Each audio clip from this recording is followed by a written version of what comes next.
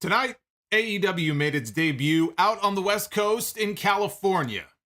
Their very first show out in California, and it was a memorable one. This was basically what I would describe this as tonight. This was to AEW what the Raw after WrestleMania used to be to WWE fans, back when that actually meant something. This was their Raw after WrestleMania. That first hour of Dynamite tonight, it was nonstop. It grabbed you by the fucking throat. You wouldn't let go, one thing right after the other. The second hour, they kind of loosened the grip a little bit. They let you get a little bit of oxygen through. It didn't have quite the same energy as that first hour did, but when it was over, I thought tonight's episode of Dynamite will go down as one of the greatest episodes they've ever put together. I don't think they could have asked for a better show than what they got tonight in terms of what they put out there in that building, in front of that crowd, their first big California show, executives in the building from Warner and Discovery. I talked about this the other night. Remember on the podcast and on the stream the other night, I mentioned tonight was a very important night for Tony Khan and AEW because Tony Khan was very excited. Executives from this new merged company.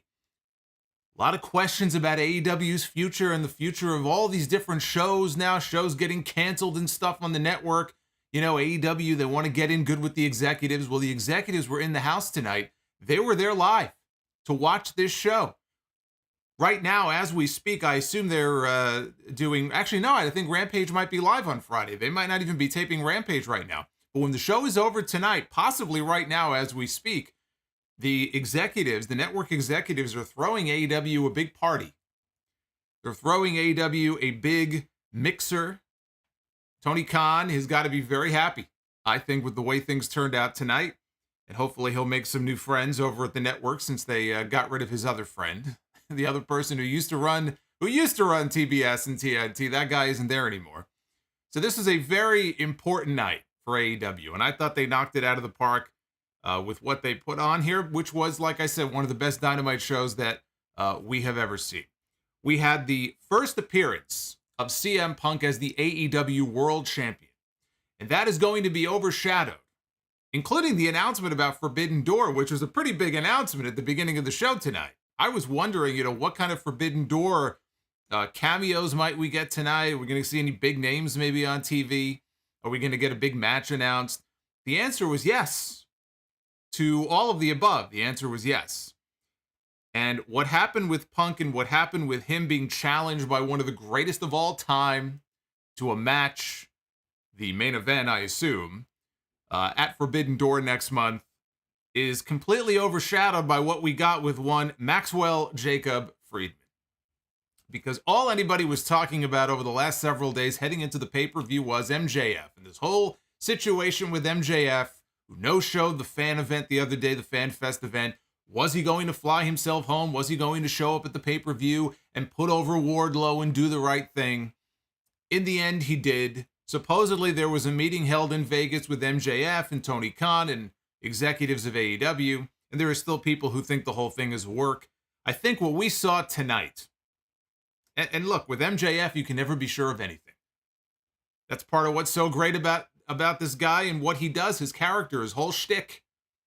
It's hard sometimes to separate fact from fiction, but what we saw tonight, I believe, was a very real situation that Tony Khan and AEW have wisely decided to turn into a storyline. Tony Khan didn't want to say anything about the situation when he was asked about it the other night at the media scrum.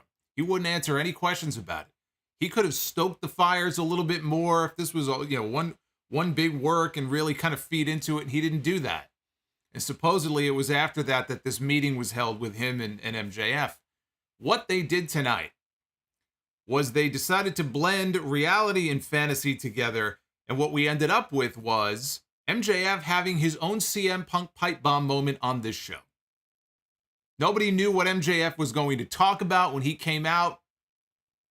He had a live mic in his hand. He even made mention of the fact that tonight was a very big night for Tony Khan.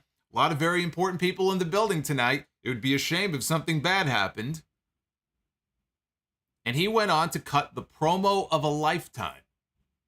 And all of that passion in his voice and all the energy in his voice and the anger, I believe a lot of that was rooted in some very real feelings that he has and some very real feelings of frustration that he's been dealing with. I don't believe this entire thing from start to finish was just one big work. I think MJF had, and probably still has, some very valid gripes as far as his position, maybe what he's paid relative to other people who have been brought into the company. And you look at what he has accomplished. You look at what he has done in his time in AEW. When he came into the company, he was a relative unknown. People knew him from MLW and from Beyond Wrestling. So basically, not a lot of people knew who he was. And he watched people like CM Punk and Bryan Danielson and Adam Cole and Big Show and Mark Henry and all these people come in the months and the years after him, probably being paid a hell of a lot more than whatever he was being paid. And I believe that he was frustrated because he is I don't want to say the MVP. I mean, they have a lot of very important people on that roster, but if he isn't the MVP, he's up there as one of the top 2 MVPs of that roster. He has been a very important part of the show. And when you talk about young pillars, you think of MJF. You could talk about Sammy Guevara's and Darby Allin's and Jungle Boys and people like that. You think of MJF. He said it in his promo tonight. He's the kind of person that you can build your company around. So they leaned into all that. And he let it all out in the promo tonight. And he made Tony Khan his target. But more importantly, and we're going to get into the whole thing here in a little bit, but more importantly, what have I been talking about now for a few months? What have I been pitching? What have I been talking about? I've been talking about CM Punk and MJF and the unresolved issues between Punk and MJF, right? Punk got the win at Revolution. And I've been saying MJF needs to be the one to take that championship from CM Punk at the appropriate time. What we saw tonight was the march to the eventual rematch, the rubber match between CM Punk and MJF, when MJF will become the AEW World Heavyweight Champion. We're going to look back on this promo tonight as the kickoff to what is yet to come. And this was the promo, and this was the segment that will overshadow everything else that happened on this show tonight. But there were other things that happened. Miro is back. Finally. 6 months later, Miro is back in AEW. Nobody misses Miro more than the TNT Championship. If the TNT title could talk, oh, the things it would say. Oh, the things it would say to Miro. Please take me back. And Blood and Guts is coming back. You heard me talk about that as well. Although I think that was a little more predictable. I think we could kind of tell the direction that was going in, but we got the announcement tonight from William Regal. I was waiting. I said, if nothing else, you hire William Regal, you pay him to come in just to make the announcement. You can't say War Games anymore, but goddamn it, you could send him out there so he could shout blood and guts.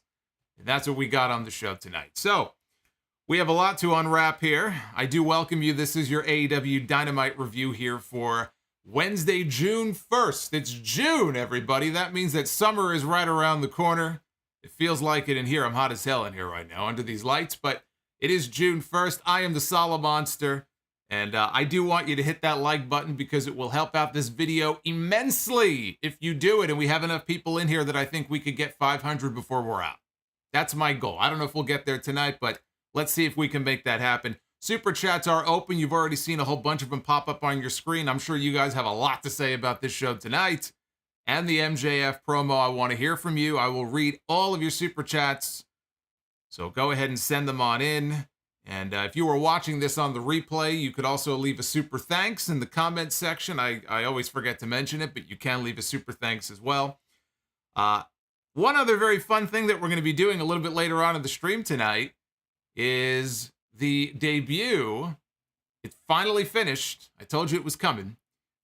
We are going to have the debut of in addition to the usual male and female, the tag team version of Be the Booker. I'm ready to take it for a spin for the very first time. So that's coming up a little bit later on. Before we go on here, I want to give a shout out to Eric Fisher, who just became a Sound Off channel member in the last 24 hours. So shout out to Eric, and also shout out to Chris Amaro and Nick 0P for rejoining as channel members. Chris is one of our esteemed Legends members. So welcome, welcome. And you can also gift channel memberships to people now. That is a new feature that YouTube has rolled out. So little FYI, if anybody in the chat is feeling very generous to one of their fellow chatters, you have the ability to do that. So we open the show tonight. Let's just get right into it here with the opening match, because tonight was the very first appearance on Dynamite by the new AEW World Heavyweight Champion CM Punk, a world champion in wrestling for the first time in nearly a full decade. It's been a long time since we've seen championship gold around CM Punk's waist. And shout out to Rocky Road 313, who just became a subscriber here to the channel. Rocky Road, what's going on, man? You make me think of the Goonies when you say that. I think of Sloth. Sloth was a very big fan of Rocky Road. I remember that. I watched that movie probably about 25 times as a kid.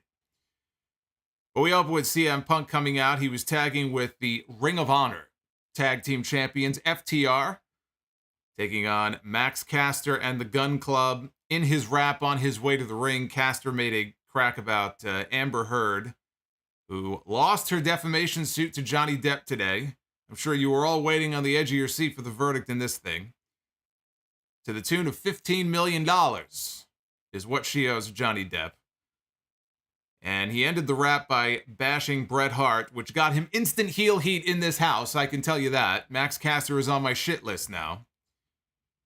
And he said, Bret Hart's trash, boys. You're getting served by the Acclaimed and the Ass Boys. Yes, listen, I forgot the opening part. I forgot the opening part of his rap. Listen, his rap sucked. And CM Punk and FTR, I'm sure, were not very happy about that Bret Hart crack. So the Gunn Club were going 2-on-1 on Dax. Got control of the match. Billy Gunn was out there. He got involved with the right hand while the referee was distracted. Harwood made a one-man comeback on everybody, but his partners got pulled off the apron before he can make the tag. And that was going into the commercial break. After the break, Punk got the hot tag. He slipped. This is all anybody's going to be talking about here from this opening match. He slipped, did CM Punk, on the rope when he was trying for a springboard into the ring. And you could tell nobody was more pissed off about this than CM Punk. You could just tell he beat himself up over the buckshot stuff. I was watching the media scrum the other night, and you could just tell, he even said he's probably going to go back and just beat the hell out of himself for fucking up the buckshot not once but twice. For the record, the buckshot lariat, it's not an easy move to do. It's not an easy move to do. We just see, Hangman Page do it all the time, so we just kind of take it for granted. But I don't know why he attempted it in the first place. So I'm sure CM Punk is going to be beating himself up over this as well. So he slipped on that springboard into the ring, and there was also a drop kick at one point, like 20 seconds later. He threw a drop kick at Colton Gunn, who I think was on the apron. Totally missed. Totally whiffed on the drop kick. This was not CM Punk's best night.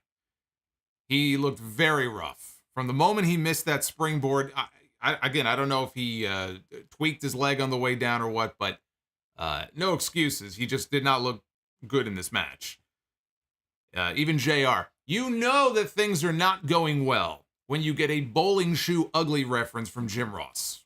We got a bowling shoe ugly reference from good old JR on commentary, so that tells you everything you need to know about those last few minutes. But Punk connected with the top rope elbow. He called for the GTS. Billy Gunn, though, jumped on the apron to distract him. Austin Gunn rolled up Punk for 2, and then Punk picked him up. He powered him up into a powerbomb position, and he powerbombed Austin Gunn into his father, who was still standing on the apron. And Billy Gunn took this terrible-looking delayed bump. It was delayed by like 2 seconds. And then finally, he falls off the apron to the floor. Punk hit the GTS to Austin into the big rig from FTR for the win. Punk may not have looked great here, but the fans loved seeing Punk and FTR together as a trio. This was the greatest Bret Hart fan club in the entire world. Punk has said he wants to go for the trios titles once the trios belts are introduced. Him and FTR, he wants to go for the trios belts. After the match was over, Punk got on the mic, and he said that he's never done drugs in his life. I thought he was going to say, but he's going to make an exception tonight so that he doesn't have to think about the botch in the match. But he said that he imagines this reaction that he was getting here from the fans at the Forum in Inglewood. This is what it must be like to be on drugs. That's what he said. And I will say, I thought it was a great setting. This was their first time running the Forum. They had a packed house. I don't know if it was totally sold out, but they were pretty close. I think they had about 14,000 in the building tonight. Very similar to what they had in the United Center when Punk came back and they did the whole First Dance thing last summer. And I just thought it made for a great atmosphere, and the crowd was hot all night. So kudos to the crowd out there in California. I thought they did a great job just in terms of, reacting to all the things that you would want them to react to. If you're Tony Khan and you're the wrestlers on the card, the fans, I thought, came out in full force tonight. I thought it made for a much more energetic show. He said that there's still lots to do. He has to keep getting better. He says you can call him a lot of things, but one thing that you must call him is champion. So Dax Harwood took the mic, and he said that his family was in attendance, his wife and his kid. He said that they're the only thing that means more to him than pro wrestling. He said the Ring of Honor tag team titles mean everything. There was a post online saying that it was sold out. It was posted on Twitter. It says Black and Red Ted. All right, well, maybe it was sold out. Last number I saw from WrestleTix, I think there were a few hundred seats left. But the point is, the building was pretty much packed. And you can hear it just from the reaction of the fans. But Dax was putting over the Ring of Honor tag team titles, said they meant everything. And he goes, it doesn't matter if it's somebody from another company, if it's somebody from this company who wants them. And he name-dropped David Finlay, who's going to be wrestling Hangman Page on Dynamite next week. David Finlay from New Japan Pro Wrestling. Ooh! Always spooks me out, that super chat from David Hart with the 1999 super chat drop. It's that Halloween super chat. Thank you, David. Look at this. Papucci in the chat. I love you too, brother. We're already up over 300 likes. That's all. We're not even out of the first match yet. We can do 500. Come on. Come on. We could do that standing on our heads. So then Punk turns his attention to the Forbidden Door. That is, of course, the next AEW pay-per-view coming up, June 26th in Chicago at the United Center, where Punk made his comeback last August. And Punk wanted to know who he's got for the show. Come on out. Who do we got? Who's going to be stepping up to face me at Forbidden Door? And all of a sudden, we hear the music. It wasn't the music I was hoping for. It was not the music I was hoping for. I was hoping for the coin flip. We didn't get the coin flip. But what we did get was the next best thing. We got the ace of New Japan, one of the greatest of all time, former IWGP World Heavyweight Champion 8 times over, Hiroshi Tanahashi, finally making his AEW debut here on Dynamite, walking out for the very first time. He was out to answer Punk's challenge. He walked out on stage and he posed, and he did the Tanahashi pose. I don't know if we got the air guitar or not, but we got the Tanahashi pose, and he was pointing at Punk while Punk held up the AEW title in the ring. Now that's one hell of a main event. Punk against Tanahashi. I don't know if it's been made official. I think it has been. But Punk against Tanahashi is the first match made for Forbidden Door. That has to be the main event.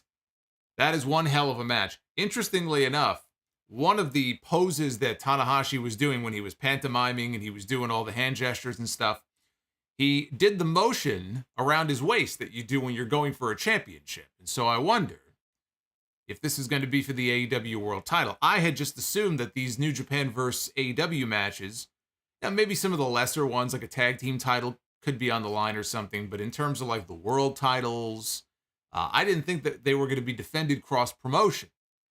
So we'll see when they make the official announcement, unless they already did on social media when the show was over and I didn't see it. But he was motioning as if maybe the championship was on the line or he was going to go for the championship. That would obviously make it an even bigger match. So Punk and Tanahashi is huge, but it makes me wonder, who are they saving Okada for? And I have two ideas on that. One school of thought goes like this. One natural match that you would want to do is Okada and Omega. That only works if Omega is just swerving us all, and they've been lying to us about the extent of his injuries, and he's already healed up, and he's going to show up next week as a surprise. I don't think that's the case. I do think Kenny Omega is still healing from his most recent hernia surgery. Look, I could be wrong, but I'm going to take him at his word, and Omega is not going to be back in time for Forbidden Door. Omega and Okada would be huge. First time we've seen it in years. I'm thinking if Punk is now taken by Tanahashi, if that is going to be the match, what do you do with Okada? Okada has to be on the show. I'm thinking you do Okada one-on-one with Bryan Danielson. Bryan Danielson has made it very clear Okada is one of those people he wants to wrestle. Okada has said that Bryan Danielson is somebody he wants to get in the ring with. That is a fucking match that you would have told me a few years ago we might be able to get Okada against Bryan Danielson when he was in the middle of his retirement. I would have said you're out of your mind. A, he's retired, and B, he's in WWE, and there ain't no WWE guy going to be going up against Okada. Here we are. Maybe that's the match they do in Chicago. That'd be a hell of a double main event. Punk and Tanahashi, Danielson and Okada. Sign me up. Sounds good to me. But I'm a little surprised that they're going with Punk and Tanahashi and not Punk and Okada, to be honest with you. We've had issues recently with Tanahashi and Moxley. That was kind of my train of thought when I also thought, well, maybe they're going to do a tag match. Maybe they'll do Okada and Tanahashi as a team instead of doing a singles match, and they go up against the Blackpool Combat Club. That could have been an option also. So I was a little surprised by that, but we'll have to wait and see. We'll have to wait and see. And look, if Punk is going to defend the AEW title against Tanahashi, then it's only fair that if we get Okada against Danielson, you make that for the IWGP Heavyweight title. All right. What's good for one is good for the other. We are officially on the road to the Forbidden Door. I am looking forward to seeing what the rest of the card looks like. Tony Khan has been putting the card together with Ghetto for the last few weeks. They've been putting their heads together, coming up with a card, and we'll see that card develop, obviously, over these next few weeks. So MJF was out next. Before I get to MJF, again, I just want to shout out everybody who is joining here tonight. And we are rapidly approaching 500 likes, which I love to see. So again, hit that thumbs up if you haven't already done so. And I will read all your super chats. I do see them coming on in. So we will get to that a little bit later. But we have MJF. Talk of the town the whole weekend. He made it all about himself. MJF, because all anybody was talking about was that MJF. Well, he walks out here with a live mic in his hand. to cut the promo of his young life. Walks to the ring, and he says that he was in a lot of pain after Sunday. 10 power bombs. He took 10 power bombs from Wardlow in that match. But he said tonight he's going to talk to us not as MJF. He's going to talk to us as Max Friedman. So that's when you knew, okay, you could kind of see where this promo was going here. This was going to go in a different direction than we're used to seeing. He mentioned all the Warner Discovery executives in the house tonight and how it'd be a real shame if something bad happened. He said that when AEW started, it was all friends wrestling, but not for him. He wasn't part of that little clique. He had to work his way up. Nobody really knew who he was. He didn't have any friends. He had to do his own thing. And he has, and he says he still gets no respect. Everything he touches, he says, turns to gold. There's nothing he can't do. He says when he comes out every week, he's not expected to hit home runs. He's expected to hit grand slams. And he says that he does that. He says the other wrestlers get to settle for being great, but he has to be perfect.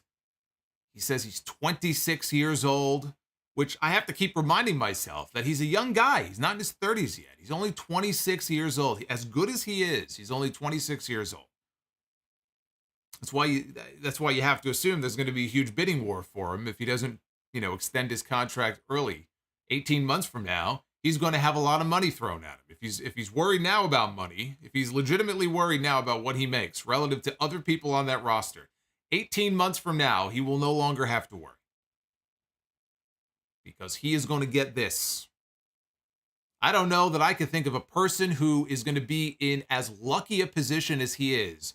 The stars are going to align for this kid. At the beginning of 2024, end of 2023, you've got television deals coming up in WWE. You've got television deals coming up in AEW. I mean, he could not be any more in the driver's seat than he is right now. I don't know what he has to be so upset about. But I get the sense it's about more than just money. So he says he's only 26 years old and he's the only guy who's capable of carrying the company on his back, which he said he's been doing now for months. He says, it's funny that I hear clapping in amongst the boos because it wasn't universal boos for him or anything like that in this promo. It was a mixed reaction. There were boos. There were also a lot of cheers for a lot of the stuff that he was saying. And he goes, it's kind of funny that I hear these cheers mixed in with these boos. He goes, where were all you people when I was being called an unprofessional piece of shit this weekend? Where were all of you? And all the boys in the back, they want my spot. He says, well, they can have it because I don't want to be here anymore. Then he turned his attention to the fans and he called them uneducated marks. He said that the fans don't know shit. Their opinions suck. Well, I can see he's been hanging around on Twitter of late. I can't say I disagree with him. He said fans acted like he sucked in the ring and asked if it's because I don't watch New Japan. Is that why people were saying things like that about me? Is it because I don't dump people on their heads? Is it because I'm not reckless in the ring like certain people?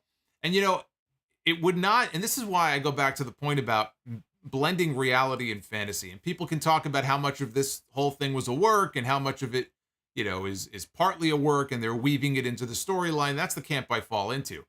And part of the reason is because the point that he made about how there were a lot of people who said or used to say that, well, MJF, yeah, he can talk and all that, but he's not really good in the ring. That was a consensus thought that you heard from a lot of people for a long time. That's legit. And it wouldn't shock me at all if that bothered him. And this is him incorporating that into his promo and saying, look, motherfuckers, for the longest time I had to hear that, oh, MJF, he's not good in the ring. MJF, he won me over a long time ago. The match he had with Darby at Full Gear, you want to see a great match, you go back and watch that match. And I think even at the time I said, you give it a few years, MJF and Darby are going to do it again, only they're not going to be in the opening match on a pay-per-view. That's going to be in the main event. MJF, whether it's against Darby, whether it's been against Moxley or other people he's been in the ring with, he has proven that he can work. He can work his ass off. It's not just that he's a good promo and he's okay in the ring, whatever. he can work. And I can guarantee you, on some level, it must have annoyed the shit out of him to hear that criticism. And here he worked it into his promo, because I'm sure it really did bother him at some point. He said he's the best in the world because he makes people feel. And he said he doesn't do a bunch of bullshit to get the fans there. He called himself a generational talent and says we all take him for granted. But it's not just us, he said. It's not just the fans that take him for granted. He said it's also the big man in the back. Shout out to Rudy Salas, who just became a Sound Off legend. I salute you. Rudy is now a legend. You're a legend to me. Thank you, Rudy. Because it's the big man in the back as well. He said that he's the biggest minute-by-minute draw this company has, he being MJF, which, by the way, is true. He said, if you don't believe me, ask Stat Boy Tony, referring to Tony Khan in the back. Because Tony Khan's a numbers guy. Tony Khan actually owns a statistics company, among all the other things that he's responsible for. He's a numbers guy. He's a numbers geek. And he follows the ratings, and he follows the demos and the minute-by-minute and the quarter hours and all that. And there are many weeks where the MJF segment is the number one thing on the entire show. So he said, go ask Stat Boy Tony, he'll tell you. He said Tony Khan hoards all the money to bring in all the ex-WWE guys that he keeps bringing in, and the fans cheered that line. He asked the boss if he would treat him better, maybe if he was a former WWE wrestler. MJF said that the problem with Tony Khan is that he has a position of power, and this was a great line. This was a great line. He said the problem with Tony Khan is that he has a position of power in the wrestling business or in this company, when the only position that he should be assuming is behind the guardrail with all the fans. He's calling Tony a mark and saying that he doesn't belong in the back sitting at the gorilla position. He should be sitting in the front row like everybody else. And that's a criticism you hear about Tony Khan all the time, that he is a mark, because Tony Khan is a fan. He's made no bones about that. Tony Khan used to go to ECW Arena back in the day to watch ECW, and he was a big fan of Ring of Honor. He bought Ring of Honor because he was a fan of Ring of Honor. And in his mind, he thinks that one day he can restore Ring of Honor to what it used to be. If he wasn't a fan, there would have been no reason for him to buy Ring of Honor. So MJF, again, leaning into that perception of Tony Khan. A lot of people are always criticizing Tony and calling him a mark, so, why not lean into it? He said he doesn't want to wait until 2024. And he was leaning up on the top rope, looking down directly into the camera. The camera was right up at his face, and he looks into the camera, and he's taking aim here at Tony Khan. He says, Tony, I want you to fire me. He wants to be fired. And then they bleeped what appeared to be the F word, and I can confirm that's what it was. I have seen the uncensored version of this from the Fight TV feed. He called Tony Khan a fucking mark. And he screamed over and over again, fire me. He wants Tony to fire him, until finally they cut his mic. He threw the mic down out of anger, and they cut to commercial. This was the pipe bomb moment for MJF. What the pipe bomb was in Las Vegas to CM Punk 11 years ago is what this was to MJF. And I'm not just saying that because they cut his mic off and they cut away, just like they did with the Punk segment, although that's part of it. The pipe bomb promo in 2011 was a turning point for CM Punk. Up to that point in the company, Punk, he had been a World Heavyweight Champion. He had the big gold belt. He was doing the straight edge society stuff and the new Nexus and all that. So it's not like he didn't do anything. But he was never really, even when he was the champion and he had a couple of pay-per-view main events, he was never really positioned as the guy in the company, right? He was always one or two notches below. Then he had, his foot out the door. He was gone. He was leaving. Legit. And he cut that promo, and he just didn't give a shit anymore after that. He was going to get the match with Cena and probably do the job, and he was going to leave.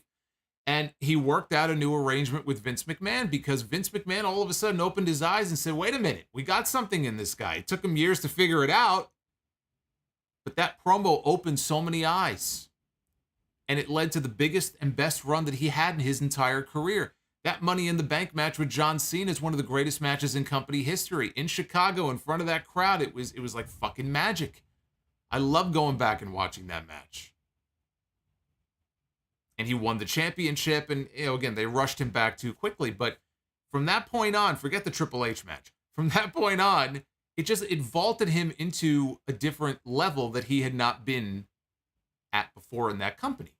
Right? He was viewed, even though he was still slotted below Cena. I mean, you look at his run in 2012 as champion, he didn't get very many main events, but it vaulted him to that next level. This may end up being that for MJF, especially if the storyline goes in the direction that I think it's going to go in, or that it should go in. Obviously, what they're doing here is they're turning a real situation into a storyline.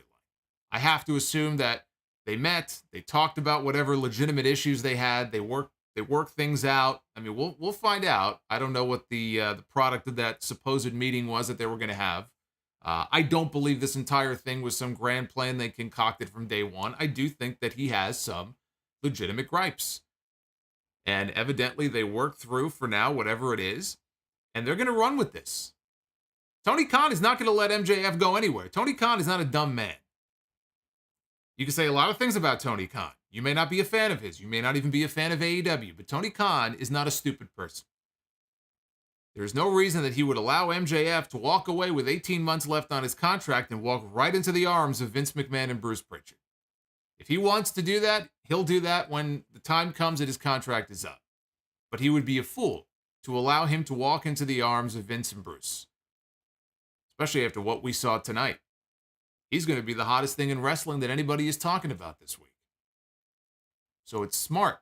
Blend fantasy and reality and lean into it.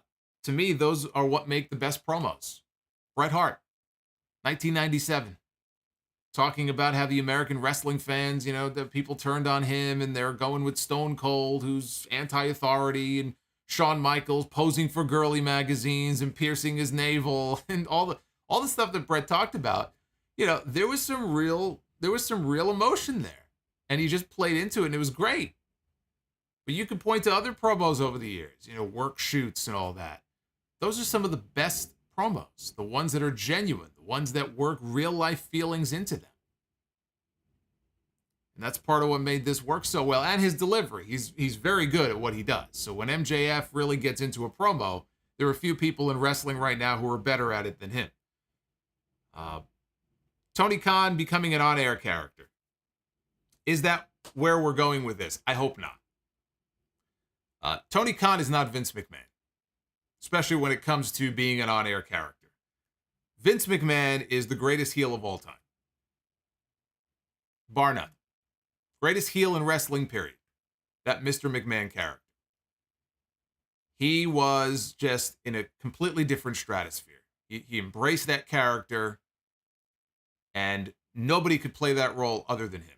Tony Khan does not have the kind of acting chops to be that. Tony Khan is he's very awkward, I think, in those situations. I don't think he's really meant to be an on-air character. I don't have any issue with MJF referring to him and talking about him, or if there's going to be a few segments where maybe he'll, run into him in the back or something. But what I don't want to see, and I would hope that Tony is not, going to fall victim to what a lot of other, I think, wrestling promoters and executives end up falling into, which is thinking that everybody wants to see them on television when the answer is no, they do not.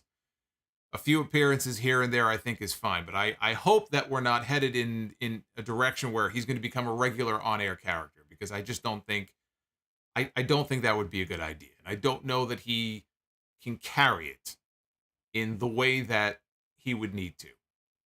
And I don't think he has to. I think MJF can refer to him. People know who Tony Khan is. People mention TK on the show all the time. But I just had to mention that. I hope that's not the direction that we're going. And I said that at the beginning of AEW. I said that I hope Tony Khan doesn't fall into that same trap where we have the authority figure, on TV, and we have to see him on television every week, because I think that would be a mistake. Although, if you give Tony Khan, 5 cups of coffee or some of those 5-hour energies, it actually could be very entertaining to see if you saw the media scrum the other day. Now imagine that version of Tony Khan with 5 more cups of coffee in him, and you kind of let him loose on live TV. That might actually be entertaining, but I don't think that would be a good idea. But this is the beginning. This is the beginning. I said this at the beginning of the stream. This is the beginning of the march to the match that I have been pitching to you now for months. MJF against CM Punk for the AEW World Heavyweight Championship. And in fact, when they went to commercial, when they cut away from him and they went to commercial, apparently CM Punk came out to kind of come after him or whatever. And MJF bailed into the crowd. He left the building through the crowd. So Punk came out after the segment. I don't think they showed it in a replay when they came back from break, but that to me has to be the direction they're going in. Not right away. I mean, this is months down the road. This is like All Out, Full Gear. I mean, shit, you could stretch this out to Revolution next year. Revolution would be 1 year since their most recent match. If they think they could wait that long. I don't know if they feel, like they can. Maybe it's All Out in Chicago in September or wherever All Out is going to be. If they're going to be in Chicago, I don't know. But that to me has to be the ultimate direction here. If they want this, if they want to book this almost as their own version, I mentioned the pipe bomb, of Punk and Cena. I think back to Punk and Cena, and there's just so much more that they could have done with that. And I don't want to relitigate that whole thing here because it's old news at this point, but I think it's relevant to bring up here because this might end up being similar. What I would have done, and I understand why they didn't do it, is I would have extended the Punk and Cena stuff even longer, and I would have had Cena ultimately go heel. And I know Vince McMahon was deathly afraid of it. He didn't want to even, entertain the idea of doing that. But ultimately, you would have had Cena as, the nice corporate champion that he is, kind of embracing it and going heel. And there was a period of time in 2012 where Cena was supposed to go heel. And he had new gear made and he had new music made. And then Vince got cold feet and he scrapped the whole idea. That was going to be after WrestleMania. And I get why they didn't do the heel turn or anything like that, because the destination was Cena and Rock at WrestleMania, which was a much bigger match. Punk wasn't even the one they were concerned with. It was all about Rock and Cena. So I get it. I get why they didn't do that. But I think there was so much more potential to do basically what would have ended up being a double turn. And they didn't do it. Well, here, instead of just copying that same exact blueprint, AEW can put a little twist on this. And as time goes on, maybe CM Punk is the one who goes heel. Hangman Page, I mean, the way he was talking about Punk heading into Double or Nothing, you would think that, Punk has some nefarious plan against the company and that he's really a bad guy. We just haven't seen it yet. Maybe at some point, maybe there is a heel turn for Punk. The idea though of MJF as the babyface, it doesn't feel right to me. But MJF is more of like a tweener type character. Yeah, I think that could definitely work. Look, he got a mixed reaction tonight. I'm not saying that, the babyface version of MJF is going to be coming out kissing babies and smiling all the time like fucking Raquel Rodriguez on SmackDown every week, who looks like she's auditioning for a fucking Crest commercial. But more of kind of a tweener, in between, straddling the line version of MJF. Yeah, absolutely. I think that could work. Because babyface MJF just doesn't, not anytime soon. That just doesn't sound right to me. But, look, we'll see what direction they go in as far as the alignment, heel, face, all that. That almost doesn't even matter. Ultimately, I think MJF takes the title from Punk. I think that's where we get to. And then we can wonder, okay, who takes it from MJF? Do you go back to MJF and Wardlow when one day Wardlow wins the belt? Should Wardlow be the one to beat MJF for the championship? Maybe. But first we have to worry about MJF and his destination, which ultimately should be the AEW World title. The only thing I would say about that is, depending on how things are right now with MJF and Tony Khan, if things are still not great and Tony suspects that he is going to leave at the end of his contract, do you put the championship on somebody who you have a pretty good idea is not going to stay in your company? The answer would be no. So, whether or not they put the title on him could ultimately depend on that. Does Tony Khan think that MJF is as good as gone at the end of his contract? Because if that's the case, then you don't put the championship on him. But otherwise, that's the direction you go in. We're gonna look back on this promo tonight as the sort of his, this right here was sort of his big moment. This was his big moment. And I think this is what people are going to, this is a promo people are going to be talking about for a very long time. We had Johnny Elite. He was back.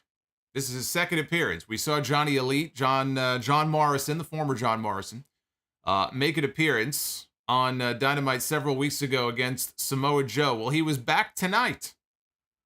And he was back with an open contract. So he was coming out to challenge anybody who would come out and face him, anybody on the AEW roster. And he comes out to the ring, and all of a sudden we see a video up on the big screen, and we see a familiar face pop up in this video. It is Miro. Finally. Everybody wondering where Miro has been. Actually, Miro's been filming a TV show for a while. I think he was filming in Brooklyn. Some kind of CBS show. I think it's airing in a few months.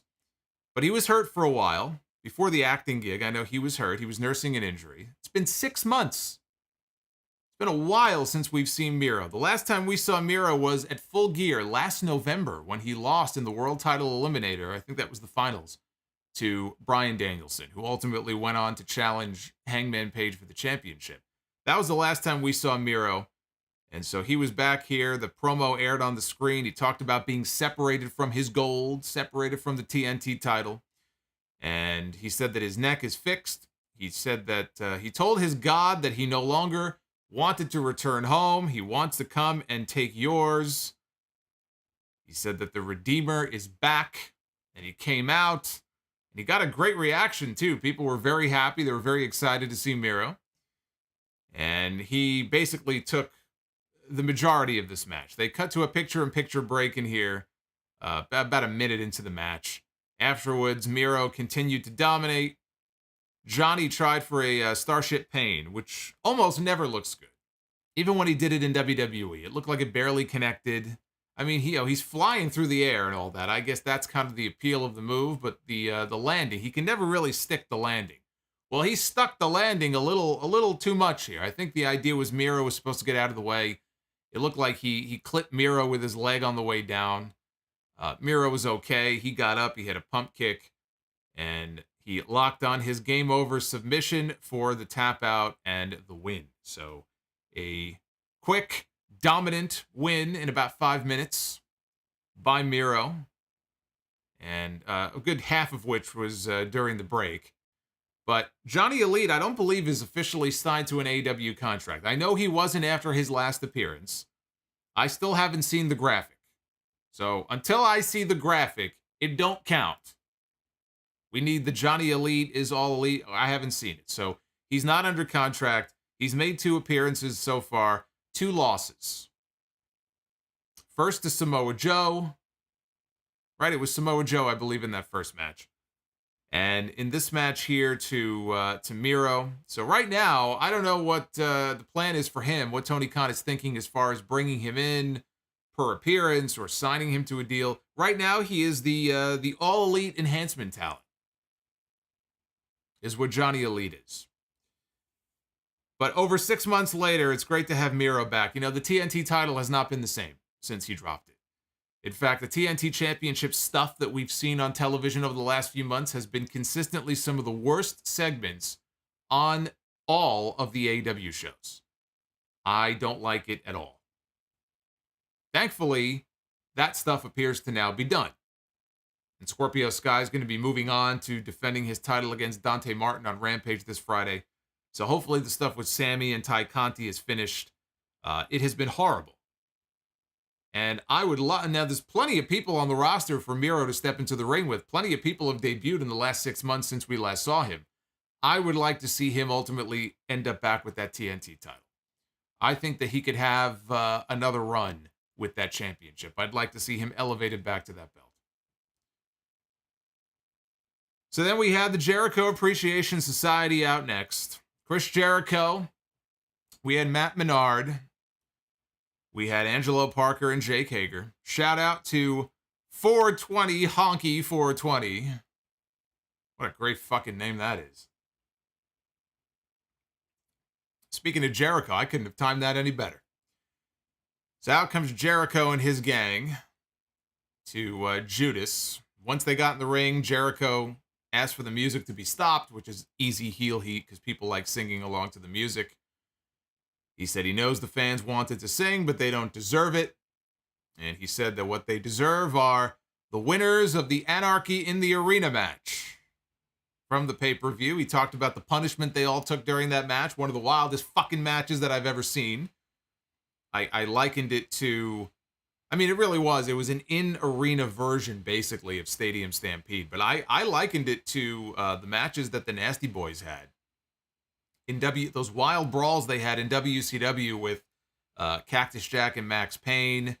There was another one that they had with, oh God, who was it? Oh my God, I forgot the other one that they had. But go back and watch some of those matches. That's like 1993, 94 WCW. I mean, those are some of the wildest matches at that time that a lot of people had probably seen. This is before ECW even went extreme.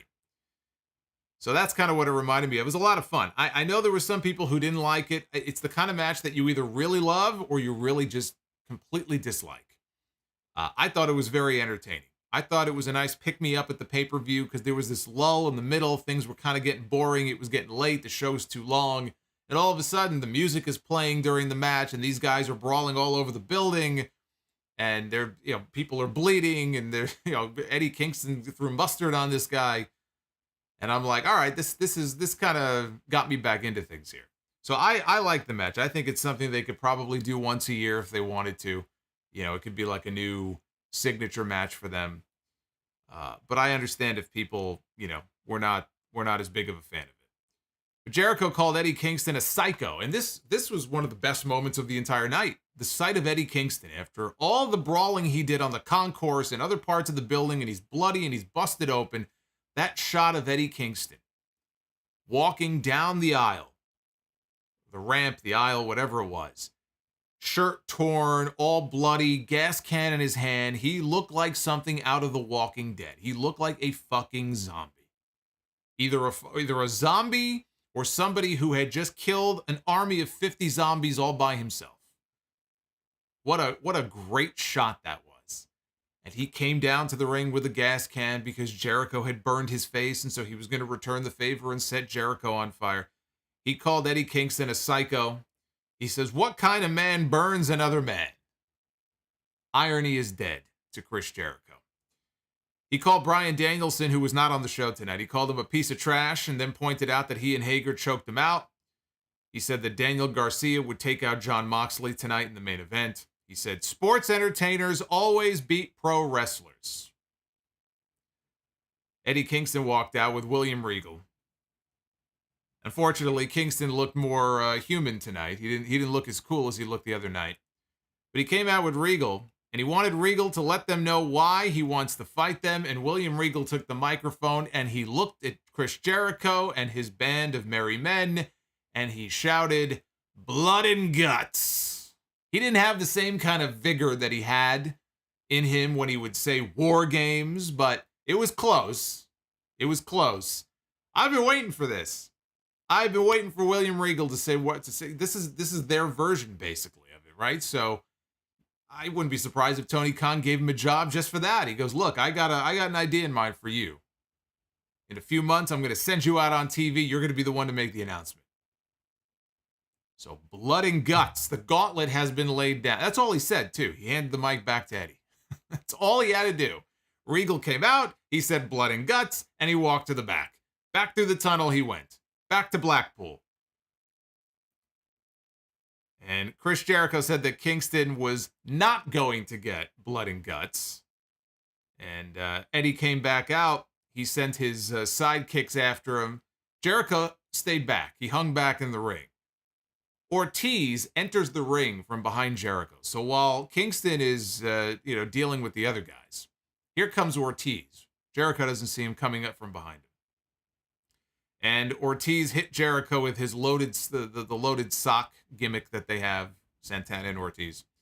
Ortiz pulled out a pair of scissors and he cut off a lock of Jericho's hair. Just one. Just cut off a little piece of his hair. Jericho got on the mic. He was freaking out. He was squealing that his hair is worth more than both of their entire existence. And Jericho said that if they want blood and guts, they got it. But first, he wants Ortiz against Jericho, one-on-one, hair versus hair. And he said that he would beat Ortiz, he would shave his head, and then he would burn him because he's a wizard. He may be a wizard, but he's not very bright. If Eddie Kingston wanted blood and guts so badly, right? He wanted these guys in a blood and guts match in the worst possible way. Then Jericho could have just had Ortiz put his own hair on the line in a match and say, look, if you beat me, you get blood and guts. If I beat you, then I get to shave your head. He didn't have to put his own hair on the line. The guy would have said yes no matter what. He's not too bright. Wizards aren't that smart, apparently. So I'm not quite sure why Jericho did that. I mean, I know why, because that's what Tony Khan booked. But logically, he didn't have to put his hair on the line in this match. But it doesn't matter. We're going to get bald Ortiz. We're not going to get bald Jericho. I think bald Jericho would look fucking terrible. I don't know how that would look. How would Chris Jericho look bald? Probably not very good. It's like Edge. When Edge was going into that match with Kurt Angle back in 2002, I think he said he wouldn't look very good bald. He has a head like an egg. Some people just don't look good like that. I feel like Jericho would be one of those people. So we're probably going to end up getting bald Ortiz. That's coming up on the Road Rager episode of Dynamite. They put a graphic up later in the show, at the very end of the show, that said July 15th. How many of you caught that? July 15th, which would be 2 weeks after Blood and Guts. It's not July 15th. It's June 15th, 2 weeks from now. They're going to have their match. That's Dynamite in Detroit. I'm just happy we're getting Blood and Guts. That's the natural progression. I expected that we were going to get the announcement. I said that I thought it would be on a special episode of Dynamite in early July. We're getting it on June 29th. I was only off by a few days. I figured the reason I said July was they'll wait until after Forbidden Door. And that's what they're doing. They're doing it on the first Dynamite after Forbidden Door. We'll get Blood and Guts. And so I'm sure we'll have more, obviously there's going to be blood. We know that. My only hope is that we don't get some stupid looking Jericho bump again off the top of the cell. That did not look good last time when they pulled that stunt with him and MJF on top of the cage. Hopefully they have enough sense to not do that again. We had a video showing us backstage at Double or Nothing. Samoa Joe was being interviewed after his loss to Adam Cole. He was favoring his injured shoulder. All of a sudden, Jay Lethal came up to him and started fighting with him. Sanjay Dutt, Satnam Singh. They wrapped a chair around Joe's already injured shoulder, and they sent him into this steel apparatus trying to take out Joe. We had a 10-man tag, a very crazy 10-man tag that I didn't even begin to try to take notes on all the big spots and all the moves. It's impossible. In a match like this, it's just impossible. The Young Bucks, reDragon, and Hikuleo, who is a member of Bullet Club, for those who don't know, currently in New Japan. Big guy, too. Taking on Jungle Boy, Luchasaurus, Christian Cage, Darby Allin, and Matt Hardy. Darby standing in for Jeff Hardy. Adam Cole and Jeff Hardy were originally scheduled to be a part of this match. They were pulled, supposedly due to injuries. I don't think Adam Cole is hurt. I think Adam Cole is just fine. Jeff Hardy is the one who is hurt. Jeff Hardy is hurting. Which anybody in their right fucking mind could tell after the match he had with Darby Allin a few weeks ago. Gee, I wonder why Jeff Hardy is in such dire straits. I wonder why Jeff Hardy is all broken down physically and has to pull out of the match on this show. And Darby actually took more punishment than him, and Darby was the one who replaced him in this match. But Darby is made of like fucking rubber bands, I think. Jeff Hardy's been doing this a lot longer than Darby Allin has. So the injuries have already been catching up with Jeff for a while now. I'm not surprised that after that match with Darby, and then after the match with the Bucks on Sunday, when his boot came loose, and even in that match, he was looking very tentative in what he was doing, that Jeff needed the night off. So I think they just decided, you know what, if Jeff's out, we'll take Cole out too, and we'll replace them with other people, and so that's what they did. Lots of insanity in this match. Again, just too much to keep track of. This was just a wild match. We had the Undisputed Elite beating down Christian through a commercial, but a double reverse DDT allowed him to get to the Luchasaurus for a hot tag. Eventually, Hikuleo tagged in for the first time for a face-off with Luchasaurus. So you got the two big bulls going face-to-face in the match. They had their moment. Darby, but also Hikuleo, I have to say this. I looked up. I was taking notes on something, and I looked up just at the moment that the announcers were freaking out, and I see Hikuleo, who is a big guy. Somebody look up his height and punch it into the chat for me. This guy's got to be every bit of 6'8", legit. Like 6'6", 6'8", something like that. He's a big kid. Hikuleo did a dive. I believe it was a dive. Out over the top and landed on his fucking head. And he popped right back up. Even Jim Ross on commentary was surprised that he was able to stand on his own 2 feet. That's a big guy landing on his head. That should never happen. So I did barely catch that as I looked up to see what was going on.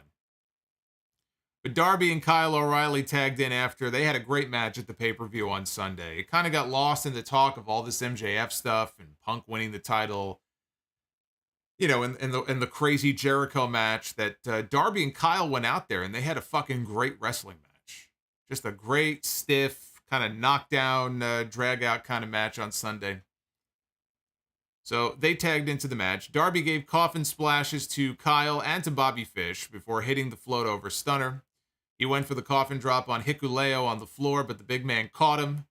And reDragon hit the assisted brainbuster on the floor. Austin tells me that it is 6'8". That's what I thought. Yes. 6'8". I told you, he's a big guy. This Hikuleo. Jim Ross said he's 6'10". Well, then in wrestling speak, he's really 6'8". I'll say that he's 6'8". Whatever they're telling us on TV, you could take 2 or 3 inches off that. So Matt Hardy tagged in, and he was driving everybody's face into the turnbuckles repeatedly over and over again. Hit the twist of fate on Hikuleo, and then Christian took the big man out with a running spear. For the finish, reDragon hit the high-low on Christian, as the Young Bucks hit the Meltzer driver on Jungle Boy for the win. Indie Sanity. That's what this match was. This was a very indie-rific match. And I guess we'll see what that sets the Bucks up for, because the Bucks are not even in the top 5. AEW does have rankings. And so if they follow them, the Young Bucks are not even in the top 5. FTR is listed at number 1, and Bryan Danielson and Jon Moxley are listed at number 2. And the Bucks are nowhere to be found. So I don't think that we're getting the Bucks in Jurassic Express yet. I don't believe. The bigger question is, who do the Young Bucks face at the Forbidden Door show? I don't know. I haven't really thought about them. But I can't imagine they're not going to want to have a pretty big match on that show. Obviously, they have a lot of history with New Japan, former IWGP champions themselves. So I think the bigger question is what do they have planned for them on that Forbidden Door show? Brandon wants to know, is Sting really hurt? I don't think he is. But they claim that he is. They had to pull him from the meet and greet that he was scheduled for on Saturday, and I think they refunded people's money. They claimed he was hurt. That was coming off of the attack on TV a few weeks ago by Kyle when they wrapped the chair around his ankle. It could have been the cover for a minor injury. He had an injury, and they just used that as an excuse to get him off TV. But I'm not aware of him being legitimately hurt. I just kind of assume they're giving him some time off. Which frankly, and look who just popped up on screen. You guys are unbelievable. It's amazing. Like the things I'm talking about, and then boom, all of a sudden, there's a Sting super chat on my screen. But yeah, I just think it's better if you keep Sting off television a little bit. He's been so overexposed just by putting him out there every week that they should have saved him more than they did. I would never have had Sting on television every week. That was one of my complaints about how they were using him at the very beginning, during the pandemic shows when they first brought him in. Sting is not somebody who I think has to be on TV every week. So if that's the idea that they're taking him off to give him some time away, I think that's fine. Yes, Marcus says, apparently I'm a wizard. I'm going to take Jericho's gimmick. I'm the fucking wizard. I'm more of a wizard than he is, apparently. So Tony Schiavone was on stage to introduce us to the newest member of the AEW women's roster. She made her debut Sunday at Double or Nothing. Athena. I don't know how many of you noticed, though. Tony Schiavone, when he first said her name, introduced her as Athea. I had to go back and listen to it again. He said Athea. So out comes Athea, making her Dynamite debut here on this show. And she was excited to finally say that she is all elite. She had a big smile on her face, so happy to be there.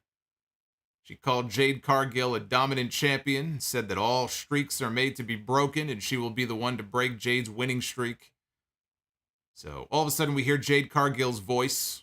She says, Tony, cut the shit. Out she comes with her baddies. She's got Kiera Hogan, and she's got Red Velvet with her. And Stokely Hathaway, the former Malcolm Bivens, who also made his debut on Sunday at Double or Nothing. Hathaway introduced himself as her publicist. So that is how he is being referred to here on this show. He is her, officially, Jade Cargill's publicist. And he said that he knew Athena wanted her title shot. Not today, he said. And Cargill, or not today is what Cargill said, I should say. Kiera Hogan got in Athena's face. Out comes Anna Jay to join in the arguing. And then here comes Chris Statlander. So we didn't have any fists thrown here. It was just another face-off, and that was pretty much the entire segment. Referees came out to keep the ladies apart. So this wasn't really much of a segment. It was nice, though, to have Stokely get a little bit of mic time on TV. I like him. I like him being put with Jade. I was a big fan of his work. When he first got signed and they didn't do anything with him. I mean, he was signed a long time ago, and it was a while before they actually found a role for him on TV. If you remember, originally they were using him, I think it was with Veer and Shanky, or whatever that team was that they put them together on NXT, and that didn't go anywhere. And then eventually the Diamond Mine thing came about. But I've always been a big fan of him, and I think that him being paired off with Jade Cargill is perfect pairing. I think that's a very good pairing. We see enough of Mark Sterling elsewhere. I've become a fan of Sterling also. I think Mark Sterling is very good in his role, but I don't know that he needed to be with Jade necessarily. So I like the Stokely pairing with them. Back from Britt, and I said this on Sunday, they're talking about Athena wanting the TBS title from Jade Cargill. You get no argument out of me. I mean, if they want to build to that, and ultimately, Athena wins the TBS championship, I mean, I can get behind that. But I still believe that Chris Statlander should be the one who ends up with that title. I think that the person who should end Jade's streak should be Chris Statlander. I like the idea of it being a homegrown AEW original talent who the fans genuinely like. She's really good, and the fans are behind her.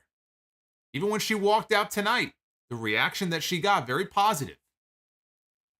So I'm all about Athena. She's very talented. I think she's going to be a great addition to the women's roster. It's about time. I mean, she's been off television now for months. Statlander, I still believe, is the one who should, unseat Jade when the time is right. So back from break, the camera followed Wardlow through the back. He was coming out for his match here tonight. He was on his way to the ring. No handcuffs. No security detail. He had music. He's getting new music. I couldn't tell if this was new music. It almost sounded new. I don't know if this was the debut of his new music or not, but he had music tonight. Once he walked out, they then started the music once he was already on stage. So this was Wardlow's first match since beating MJF, his first match officially as a member of the AEW roster under AEW contract and not under contract to MJF. He destroyed JD Drake. I almost said JD from New York. He destroyed him too. He destroyed JD Drake here in this match, put him away with 2 power bombs, which might have been the fewest number of power bombs I've seen him dole out to anybody in a very long time. It was kind of disappointing. But I guess he kind of exhausted himself on Sunday, right? He gave 10 of them to MJF, so we only got 2 of them tonight. Tony Schiavone got into the ring to interview Wardlow, and as is the case, it is an AEW tradition that you cannot say a fucking word in this company without being interrupted. And so before he could really say anything, here comes smart Mark Sterling with his army of security geeks. He's got a neck brace on, and he's coming down the ramp. And he had one of his security people serve Wardlow in the ring with papers. And this was papers, we were told, for a class action lawsuit on behalf of the American Arena Security Professionals, the AASP. I don't know if that is a legitimate group or not. Maybe it is. Maybe it's a legitimate group. But he was serving him papers on behalf of that organization for all of the security geeks that Wardlow has been killing now for weeks and weeks and weeks and weeks on television. All the security guys that he has thrown around and powerbombed and beat up and launched in the air.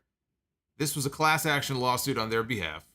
The security guard went to go leave. Wardlow grabbed him and he powerbombed him, tore up the papers, and then he shoved them in the guard's mouth. So I kind of got a kick out of it, but I guess my fear now with Wardlow, they need to make sure they have something lined up for him to do. And I don't know what that's going to end up being. I'm curious to see where they go with him now, because everything was built around this feud with MJF and breaking free from the contract that he had with MJF. And I use the analogy sometimes, and I think it's appropriate here. It's like the dog who eventually catches up with the car. The dog chases the car and chases and chases, and then when the dog catches the car, it doesn't know what to do with it. Well, now that they've exhausted the story with him and MJF, and he won, he beat him, he broke free of the contract. Now what? He's not challenging for the world title. That's accounted for right now. So what do you do with Wardlow? Does he go after the TNT title? It might make more sense for him to go after it than Miro. Miro just came back. Miro's a heel, I think, still. Scorpio Sky is a heel. Maybe Wardlow goes after the TNT title. That's probably the direction I would start going in. Eventually, you're going to have to get that championship off Scorpio Sky. Have they given thought to who that's going to be? Wardlow should be in the conversation. Otherwise, you run the risk of him becoming the next Lance Archer, where he just sort of fades into the background and we barely get to see him. I mean, hell, it wasn't lost on me, even though I really liked the show tonight, that there was no House of Black. There was no Malachi Black on the show tonight. Now, that was because they already had enough people on the show. I know you can't fit them all on there every week, but that's been my biggest issue with him and the House of Black. They don't get featured enough. They didn't have them on the show tonight. They may not have them on the show next week either. They've got to make sure they find a way to keep the momentum going with Wardlow and not cool him off too much. I think there's going to be a natural cooling that happens because he's not one of the main focal points of the show going after the world title. The TNT title is something he can absolutely go after. I don't know where he is in the rankings right now, but that's probably the school of thought I would go with. Start building him up in that direction. But you don't want to cool him off too much. You know, he's naturally over. The people like him. But he can get cold in an instant if they make the wrong move with him. Speaking of the TNT title, we had that up next. We had Scorpio Sky, Ethan Page, and Dan Lambert interviewed backstage by Lexi Nair. Very stormy in New York tonight. I don't know if earlier the rain and the thunder, holy shit, it was coming through this way, probably on the mic. Looks like it's finally dying down a little bit. The heavens opened up. It was like a deluge outside. I was worried that my internet was going to go out, but I think for the most part, it's held up pretty well. I'm actually kind of impressed. Usually in the past, when we have a storm like that, it doesn't work out so well. But so far, so good. Hopefully, I didn't just jinx it. But Men of the Year were in the back with Lexi Nair. And she noted that Scorpio Sky is going to defend his TNT title against Dante Martin on Rampage on Friday, which I do believe is a live show. I think they're in Ontario, California. I think they're doing another live show from California on Friday. So Scorpio Sky, he went to go snap his fingers to end the segment. And all of a sudden, here comes Dante Martin. And Dante Martin didn't have a whole lot to say, but what he did say wasn't very good. This was not very good. This was not his strongest promo. This was not the strongest work here from young Dante, but thankfully they kept it short and he didn't have a whole lot to say. He'll do his talking in the ring. He'll do much better in the ring than he did on the mic here tonight. So then we had Toni Storm and Ruby Soho against Britt Baker and Jamie Hayter. Storm and Baker started things off. Boy, a lot of people very upset that Britt Baker went over Ruby Soho in that tournament on Sunday. And I was one of the people who said that Britt Baker did not have to win that tournament. I mean, it really was unnecessary to put her over in the end. I would have had Statlander win the tournament personally and then go after the TBS title. But then, it came down to Baker and Ruby, and I just figured, well, Baker's probably going to get the win. And sure enough, that's what happened here. But I think they kind of tried to make up for that here with the finish on this show tonight. Toni and Britt started things out, and I thought Toni Storm looked good. She always looks good, but I thought Toni Storm looked good in this match tonight. She was a house of fire. She forced Britt Baker to tag out to Jamie Hayter. Ruby tagged in. Britt gave her a neck breaker on the floor ahead of the commercial break. Ruby hit a back suplex. She reached Toni Storm for the hot tag. She ran wild on both Hayter and Baker until Hayter countered a tornado DDT with a DDT of her own on the floor. That looked pretty brutal. Ruby took out Jamie Hayter with a diving crossbody, and then Britt Baker came in with a sling blade on Ruby. Back inside, Ruby hit the no future kick for a near fall. Britt hung on after the kick out though. And she put the glove on, the latex glove, setting up for lockjaw.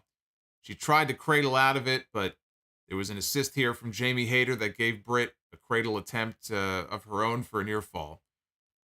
Baker hit a swinging neck breaker on Ruby. There was a miscommunication between Britt Baker and Jamie Hayter that led to Ruby hitting Destination Unknown for the win. So Ruby got a win over Britt Baker. It wasn't the win that I think a lot of people were hoping that she would get for the Owen on Sunday, but she did get the win here in this match. And after the match, Jamie Hayter attacked Ruby with the Owen Hart championship belt that Britt did carry with her to the ring. And shout out to Belt Fan Dan. I mentioned this on Twitter. He played a role in the production of that belt. And that championship, not only that one, but the one that was presented to Adam Cole as well, I think turned out looking tremendous. I think those belts look great. And, it's weird because sometimes, you see a belt and it's too busy or, it's just like, it just looks weird or something. And they're trying something different with it. This just looks like kind of like an old school classy championship. And apparently it was modeled after, I think, one of the old Stampede wrestling belts, if I'm not mistaken, which makes a lot of sense. But I just thought the design of it, the colors and the tooling and everything. I mean, I'm a belt mark, as you could tell. I mean, so says the guy with two belts on the wall over his shoulder here. I think they look tremendous. So I just want to give him another shout out. And really anybody who was involved in that whole production and presentation of the Owen thing overall, including Tony Khan. I thought it was a very cool thing for them to do, to pay, homage to somebody who, to see fans online who are in their teens, they wouldn't have known Owen from fucking Adam. They weren't even alive when he died, let alone when he wrestled. And there are people now who know who he is, because of this stuff. and he's going to be in the video game, and it's just cool. It's cool to see him represented again. Obviously, Martha did not want to work with WWE, which completely understand why. But, that Tony Khan opened up communication and said, hey, why don't we do something here? And then to honor him at all, I just thought was a very cool thing. And I do hope it becomes an annual thing that they can do. Some of the matches in the tournaments I wasn't really thrilled with. I just thought it was, I don't know. The tournaments, I thought, in some of those rounds, I mean, they it could have been better. But overall, I think that it was very cool what they did. So, anyway, we'll see if they're going to continue things with Britt Baker and Ruby Soho, or, based on this finish here, are they going to transition into something with Jamie Hayter and Britt Baker? Some tension in the ranks. It's been teased before. They got away from it, but it's not like they haven't dropped teases of this months ago, of possible cracks in the alliance here with Baker and Hayter. And then we had Jon Moxley against Daniel Garcia. Main event, Garcia strikes again. How many times have we seen this kid in the main event on these shows over all these months? Even before he linked up with Jericho. How many main events did Daniel Garcia have on Dynamite and Rampage? Probably more than I can fit on two hands. He got another one tonight against Jon Moxley. You think they see something in this kid? So, ahead of the final break, Garcia opened up the stitches in Moxley's head from the match on Sunday. After they came back from the break, Moxley was just a bloody fucking mess. So before the break, he had just been opened up. He had some blood on the forehead. They come back, his whole face is just covered in crimson. Moxley hit a brutal looking X-Plex to Daniel Garcia on the floor. The ring steps were positioned right by them. He suplexed him up, he let him go, and it looked like he almost completely missed the steps. I think he may have gotten the jagged edge on the way down. Or he clipped the steps, Garcia did, but that did not look like it would be fun to take.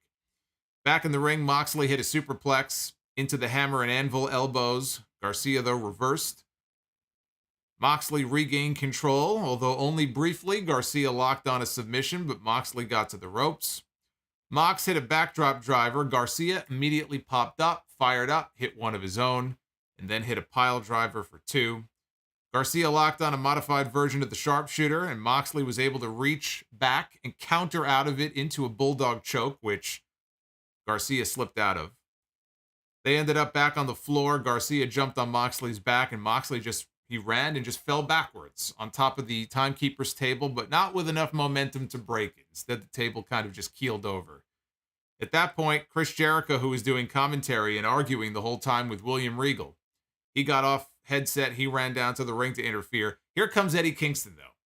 And Eddie Kingston comes running down to the ring after him. And if you go back and watch, Eddie Kingston, he lost his balance. Now, he never fell. He somehow managed to stay upright, but he tripped a little bit. He was going forward, but he somehow managed to. Now, they did cut away briefly. Maybe he did fall and he got back up, but I didn't see him fall. But he could have taken a face plant, and he didn't. He tried not to fall down, and then eventually he made it over to Jericho and tackled him to the ground and was beating him up. Meanwhile, in the ring, Moxley hit the paradigm shift to Garcia into the bulldog choke, and Jon Moxley wins the match. So after the match, Eddie Kingston gets in the ring. Moxley has the mic, and Moxley says he wants in on this blood and guts match. So I guess they're going to go one by one. Each person is going to have to declare themselves, I guess, for this match. So officially, Jon Moxley and Eddie Kingston so far are in the blood and guts match. That's going to be on Dynamite June 29th in Detroit. That is the first Dynamite after the Forbidden Door show. And that closed out the show tonight. Next week, it's Hangman Page one-on-one with David Finlay of New Japan. And like I said, Jericho against Ortiz, hair versus hair. Road Rager episode of Dynamite, not next week, but the week after, despite the graphic saying July 15th. It is not July 15th. It is June 15th. That match will take place on Dynamite This was one of the best Dynamites that I have watched. It felt like an event. It felt like there were some big things happening. That first hour was better than hour two. Hour two kind of brought things down a little bit. It was like the come down hour. It wasn't bad, but it was just the come down hour. It wasn't as fast paced, or it didn't have the same energy hour one did. But it's the kind of show where, it felt like there were a lot of things going on, from, the Forbidden Door stuff with Punk, Tanahashi coming out, obviously the MJF promo. We had some returns and some debuts on the show. Miro is back, and Athena made her first appearance. And if you're into the in-ring, you had plenty of that too. You had that wild, insane 10-man tag team match, and also a pretty good main event, not for nothing. Between Daniel Garcia and Jon Moxley, I thought they had a fine match. So this was an excellent episode of Dynamite. This is what you guys think of the show so far. Roughly 91% thumbs up, 5% thumbs in the middle, and just 4% thumbs down. An overwhelmingly positive reaction to Dynamite tonight. Not surprising. It was an excellent show. It was their Raw after WrestleMania, back when that actually still meant something. There hasn't been a really fun Raw after WrestleMania in several years, but there was a time when WrestleMania would end, and whether it was a good WrestleMania or a bad WrestleMania, you knew that some shit was going to go down the very next night. You were going to have a return, or you were going to have a debut. Maybe you'd have a title change. Something was going to happen. Money in the Bank cash in, right? Something. And this was, I think, to AEW what that was to, at one time, was to WWE. It's a big night for them. And we'll see where things go now heading into Forbidden Door with the other big names. We know Tanahashi is accounted for, but we don't know what Okada is doing. We don't know what Will Ospreay is doing. We don't know what Naito, who I think should be back in time for that show. I know he had eye surgery not too long ago, but he should be on that show. Suzuki, Ishii, Ibushi won't be there. I don't think Ibushi or Omega will be there, but I am looking forward to the Forbidden Door. Now we go to the Forbidden Super Chats. Now I get to hear from you guys. I turn the show over to you guys. I know you've got a lot of questions and comments about this show tonight. Maybe some other things as well sprinkled in. I want to thank everybody who has sent in a Super Chat so far. Well, we got a lot of them here. We got a lot of them to get through. Where are we, by the way, on the likes? Oh, we did it. Look at that. We fucking slammed through 500. We're approaching 700. Let's see if we could do 750. 750 would make me happy. So hit that like button. Hey, Yukio Rules. Dropping $25 before we even went live tonight. Going to the show live and looking forward to coming here to listen to your review. Keep up the great work. So he was in the building tonight. He was at the forum. We're going to have to get the scoop from him when he gets back from the show on how the experience was. Joseph Brooks. Years ago, WWE had their list of top 5 dream matches. Do you agree with the matches on that list? Stone Cold Steve Austin against Hulk Hogan. The Rock against Shawn Michaels. Sting against The Undertaker. Bret Hart against Kurt Angle. And LOD against the Dudleys. I agree with the first 4. I would not have LOD and Dudleys on my list. I would replace that with Brock Lesnar and Vader. That is a match I would have loved to have seen. Naif Al-Safar. Thank you for the $3.99. And Food Hive. Main event Garcia strikes again. Indeed. And thank you, by the way, to the, we got a couple of new channel members tonight who signed up as well. So thank you to you guys as well. The people in the chat want me to put my hair on the line, hair versus hair. No. I would look good bald, about as good as Chris Jericho would. If that ever happened, you would see me on the stream here. I'd be like Kurt Angle in 2002, wearing the amateur headgear with the wig underneath. That would be me. Flamethrower Fluff Salisbury, $5 super chat. Tonight, MJF dropped the second biggest bomb of the past 5 years. First one still goes to Amber Heard. My goodness. Rye Baker is a channel member for the last 5 months. Do I think any more matches will be added to the Hell in a Cell card? They have to be. There is not a single SmackDown match on the pay-per-view on Sunday. This is a Raw pay-per-view right now. So, yes, they have to add something. Look, I would throw Walter and Ricochet on there. Just belt them already. Put the Intercontinental title on Walter on Sunday. But yes, I would expect that there will be at least one, if not two, SmackDown matches added to the show. Dried chicken without flavor. Tonight, I am declaring that I am Team New Japan.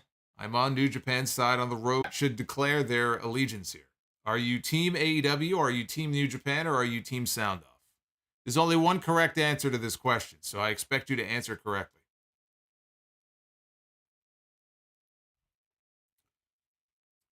Food Hive. MJF could never cut a promo like that in WWE. Well, that's one of those things he's got to think about long and hard before he goes there. You know, does he want to play a toned down, kind of watered down version of MJF, or does he want to keep doing what he's doing in AEW? I'd like to see MJF stay exactly the way he is now. And what you saw from him tonight, he could never be that in WWE. He could pull off a toned down version, but the version of him that you saw tonight, you would never see that there. Dried chicken. Ghetto is a better booker than Tony Khan. Hashtag Team New Japan. Dried chicken says Zack Sabre Jr. is a better technical wrestler than Bryan Danielson.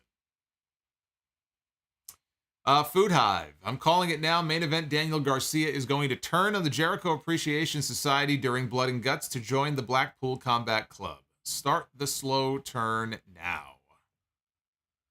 I don't think so. I don't think that's going to happen. Nick Grosso, great promo by MJF. I wonder how much was real, and where was Thunder Rosa? No women's champion at all. Britt Baker is their Charlotte Flair now. You know, that's a very good point. There was no Thunder Rosa on the show, and I don't know if there was a reason for that. I don't think she's hurt. She's your AEW Women's Champion. How come we have the TBS Champion on the show, and we don't have the AEW World Women's Champion? How come she's not on the show? She had a very good match with Serena Deeb on Sunday, picked up a big win in that match. Wasn't even represented on the show tonight at all. So unless there was a specific reason why she could not be there that we're just not aware of, yeah, she should have been on the show. Absolutely.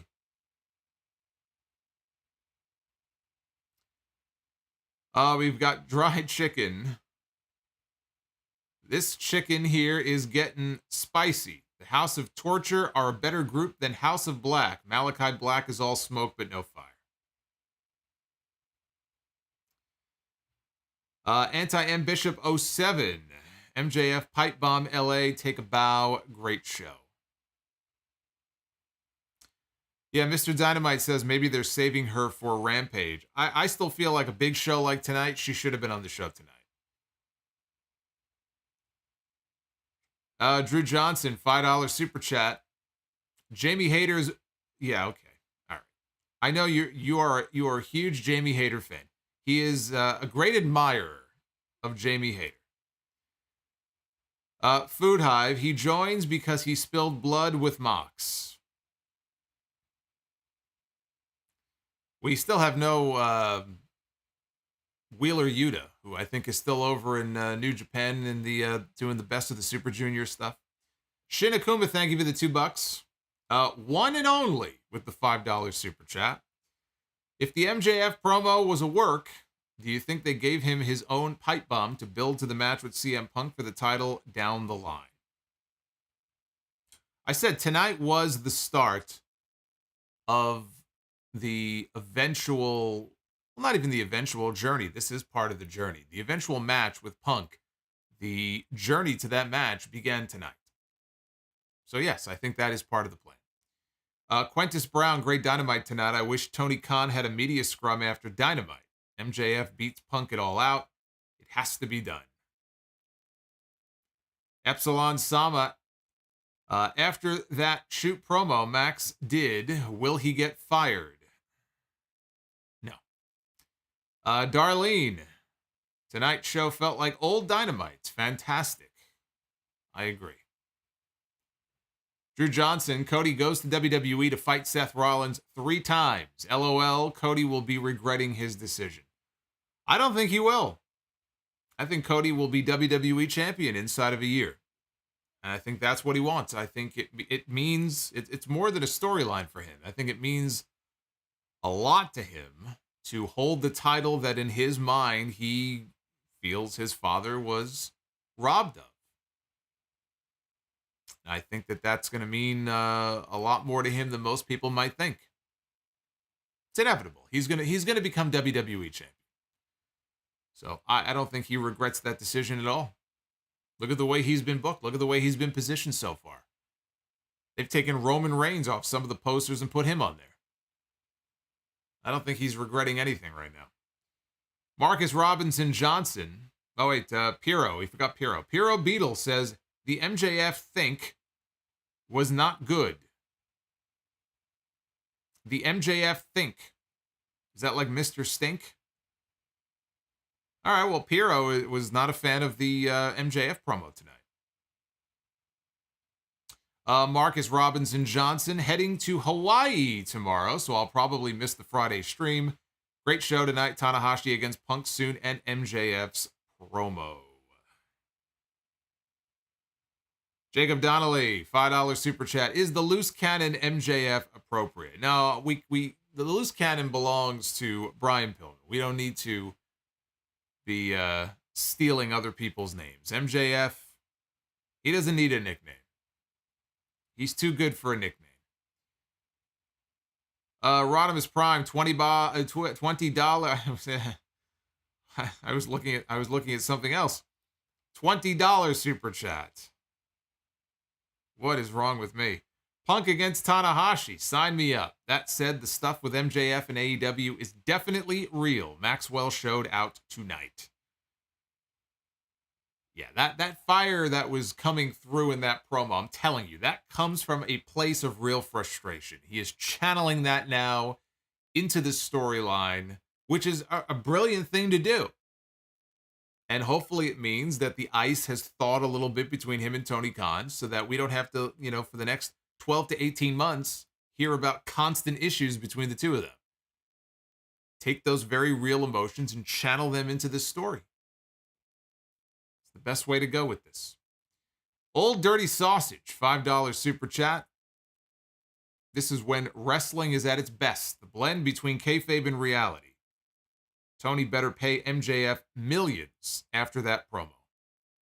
Well, he will if he extends his contract. I'm sure he will pay him a lot more than what he's being paid now. We've got Andrew Jorlog with the 1992 Royal Rumble Super Chat. This Dynamite reminded me of those 1997 Nitro episodes and 1999 Raw episodes where everything clicked. Excellent. And that promo was Punk Pipe Bomb. Dusty Rhodes, Hard Times level amazing. Luis Belmont Show, $5 super chat. MJF is a crybaby. I love it. Well, Luis has spoken.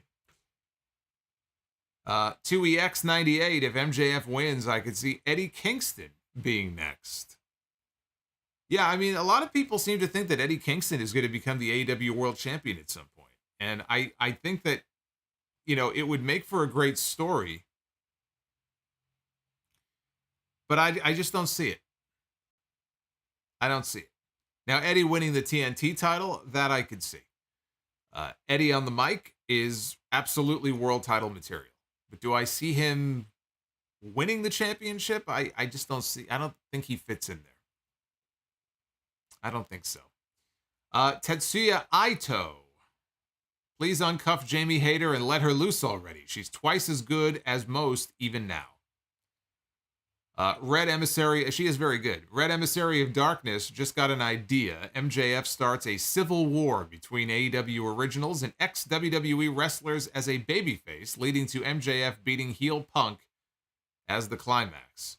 So that is an interesting idea. So his idea is, we end up, I guess, with what? Punk and Danielson and Jericho and Moxley and them sort of on the same side against the MJFs and the Wardlows and Darby, maybe Sammy.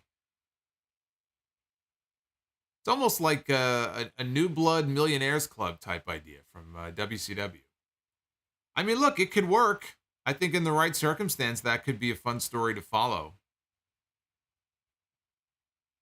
Rizzo, $20 super chat drop. Rizzo, my God, what's going on, Rizzo?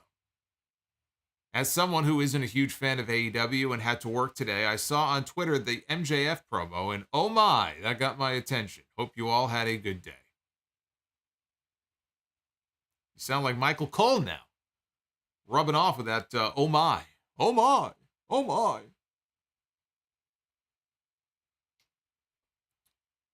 Devin Garcia, we need to see a promo battle between MJF and Eddie Kingston. Pro Wrestling Fan 486. Oh, it's the Iowan corn farmer. What's going on? Hopefully CM Punk's reign is booked better than Hangman's. I predict MJF will be the one to take it from him whenever he finally drops it. Ghostros, what's your favorite wrestling memory?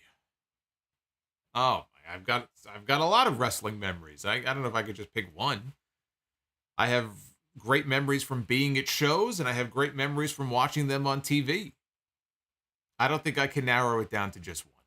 I think that's an impossible question to answer on. You put me on the spot like this.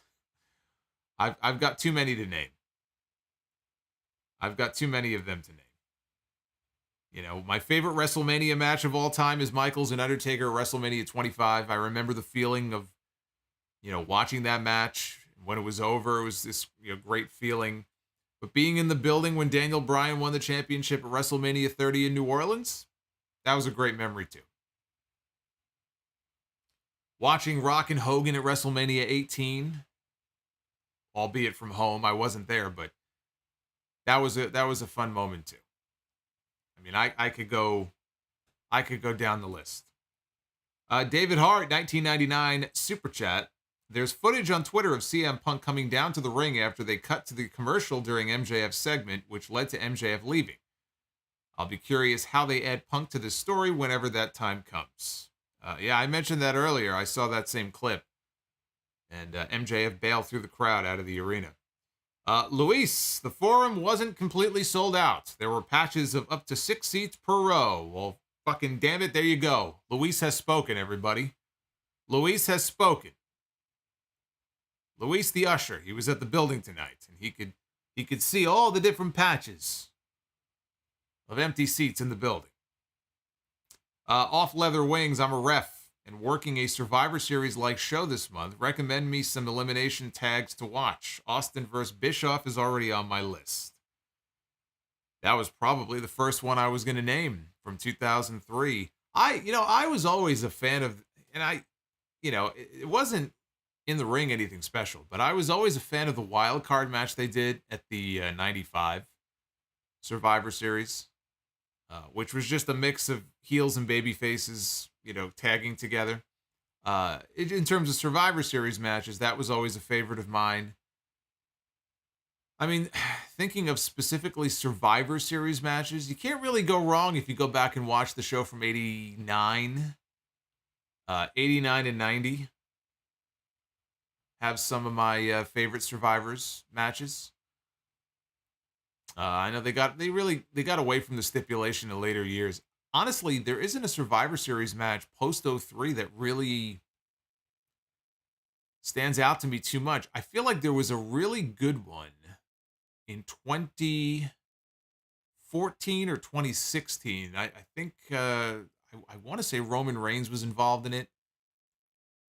I don't remember which year it was. I wish I had a longer list for you, but those will give you a few to add to the list in terms of elimination matches. 03 is really held up there, though, as one of the better ones. And the story they told, and Michaels bleeding, and, that was a very good one. You have to let me know what show that's on, that you're going to be officiating. Dry chicken without flavor. Even though I am Team New Japan, I loved MJF's promo tonight. It won't surprise if any wrestlers backstage slowly sided with MJF after that promo.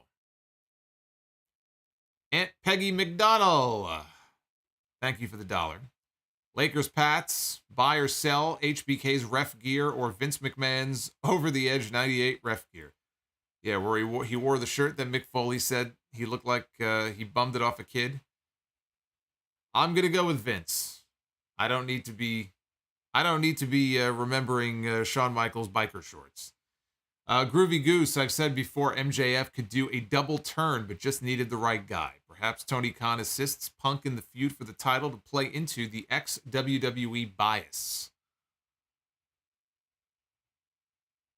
Z-Bird85, MJF needs to legitimately buy a skybox at Raw or SmackDown.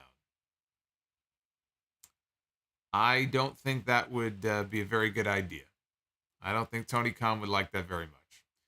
Ace of Masta with the $9.99. Not sure if they showed this on TV, but after MJF's promo, there's Jericho to cover up my super chat.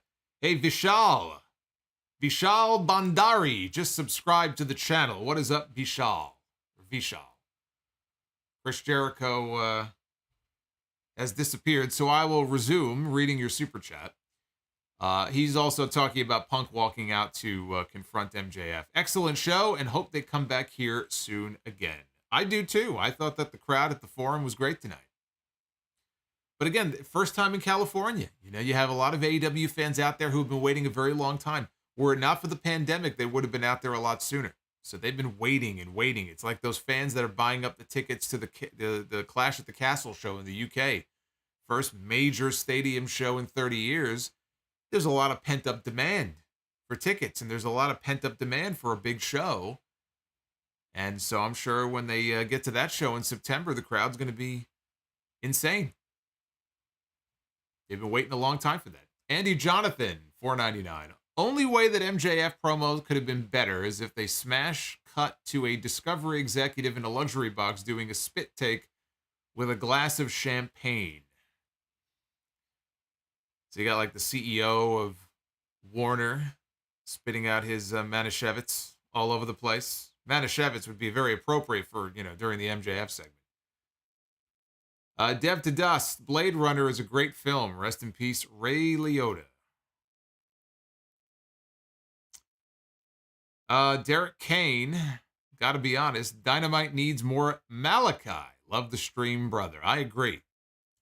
We need more Malachi Black. Yeah, I don't even think they mentioned, did they even air a video or mention anything about the Death Triangle House of Black stuff and the Julia Hart turn? I don't think they did.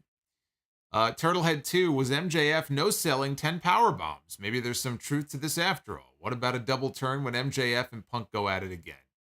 Yeah, I talked about that earlier on the stream. I don't think MJF needs to go full babyface, but could there be a double turn where Punk becomes more of a heel? Yes. And that's what would differentiate this from the Punk and John Cena stuff that WWE did all those years ago. Instead of it being kind of a copy of that, they could take it all the way and have the babyface champion end up going heel in the end, which is not what WWE did with Cena.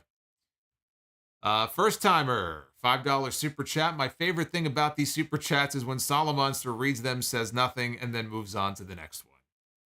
Well, if you would have told me that before, I would have done that with yours. But thank you for the $5. Angel Silva, $4.99. Had a fun-ass time tonight at the Kia Forum. Big pops for Jericho, Mox, Eddie, Regal, Lucha House Party. But by far, the most huge pop was for Punk and MJF.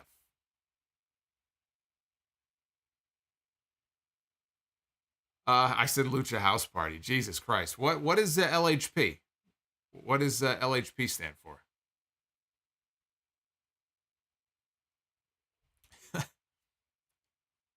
I think he meant Lucha Bros, says Mr. Dynamite. Maybe. I don't know. I see LHP. I think of Lucha House Party.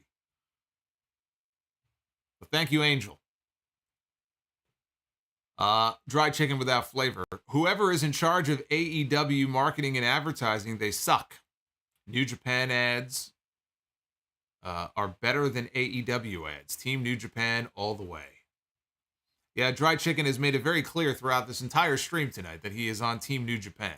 I'm sensing a pattern here. Nicholas Jacobs, you might disagree, but MJF's character, in my opinion, is very reminiscent of a prime Shane Douglas, especially the way that he cuts promos. I see a little bit of Shane Douglas in it. A little bit. Quintus Brown, when Scorpio Sky goes to sleep at night, does he dream of Jeannie?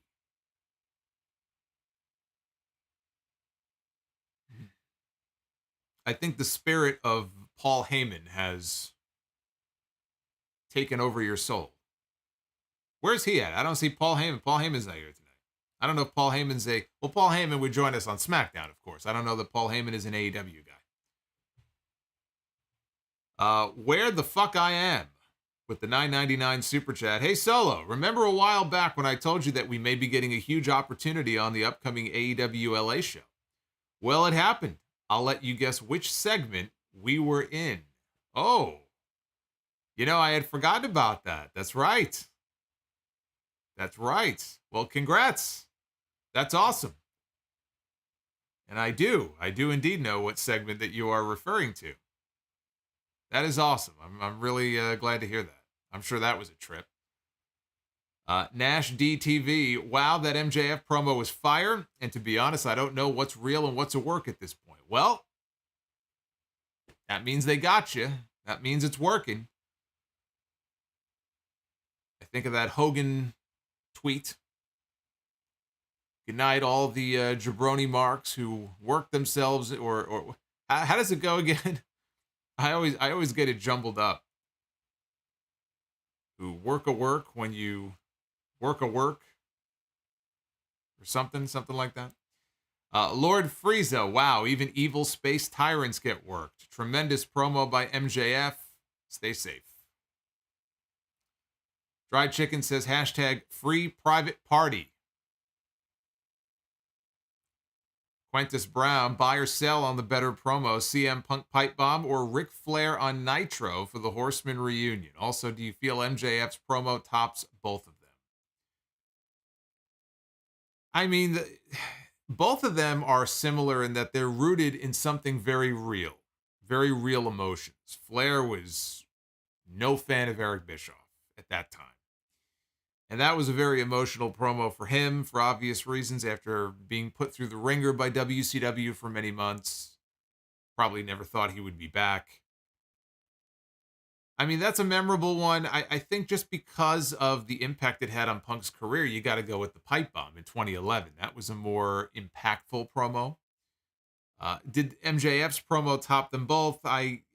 It's so fresh in my mind, it's almost unfair to even judge. That's the sort of question I think you ask 6 months from now. It was great. It was a great promo.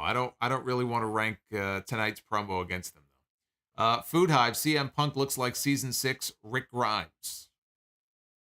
Well, I mean, maybe that means he's going to be written off the show soon. He slips up on any more of those springboards, and he might be. Cassio Black, $10 super chat. I just don't get why Malachi doesn't get more love. The House of Black. Well, you got to listen to me. I give him love every week. Come on now. The House of Black killed it at Double or Nothing, and yet no follow-up tonight. If Malachi doesn't get a shot at Punk at some point, it is a damn shame. I think that would be a fantastic idea. And I think that Punk and Malachi is a feud that should happen. But they don't seem to be all that interested in using him as a single anymore. That was one of my biggest fears when they formed this group, is that he just becomes a group guy and a tag team guy and a trios guy. And they might even win the trios titles, but Malachi should also be doing some single stuff. And the person in the chat who asked about the Eric Bischoff clip, Eric Bischoff is an idiot. Isn't that the clip at the beginning of the podcast? Yes, it is. You're referring to the Bret Hart clip of him calling Eric Bischoff an idiot. I play that at the beginning of every podcast because it is true. Yukio Rules back from the show, and it was great. Loved it, and I hope they come back again. MJF went off in there. He called his boss a fucking mark.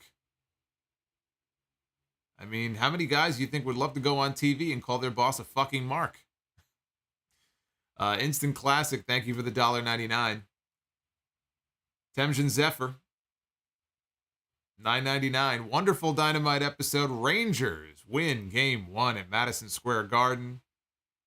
And Amber Heard took a loss. Talk about a wonderful day, he says. Also, what if Naito makes an appearance with Rush and Andrade at Forbidden Door? I think that would be very cool. We've got Luis. Luis is showing the love tonight. I'm feeling the love from Luis. Upon reviewing the live feed of Dynamite and DVR through Sling TV, and TBS and AEW did censor the last few seconds of the MJF promo on TV. CM Punk running out to shut MJF up happened during the commercial break. Well, we have breaking news here from Luis telling us that they censored the end of the MJF promo on TV. Well, I mean, I don't think that we knew that. Well, now we do. Now apparently we know. I don't have Sling TV, though. I watch through YouTube TV.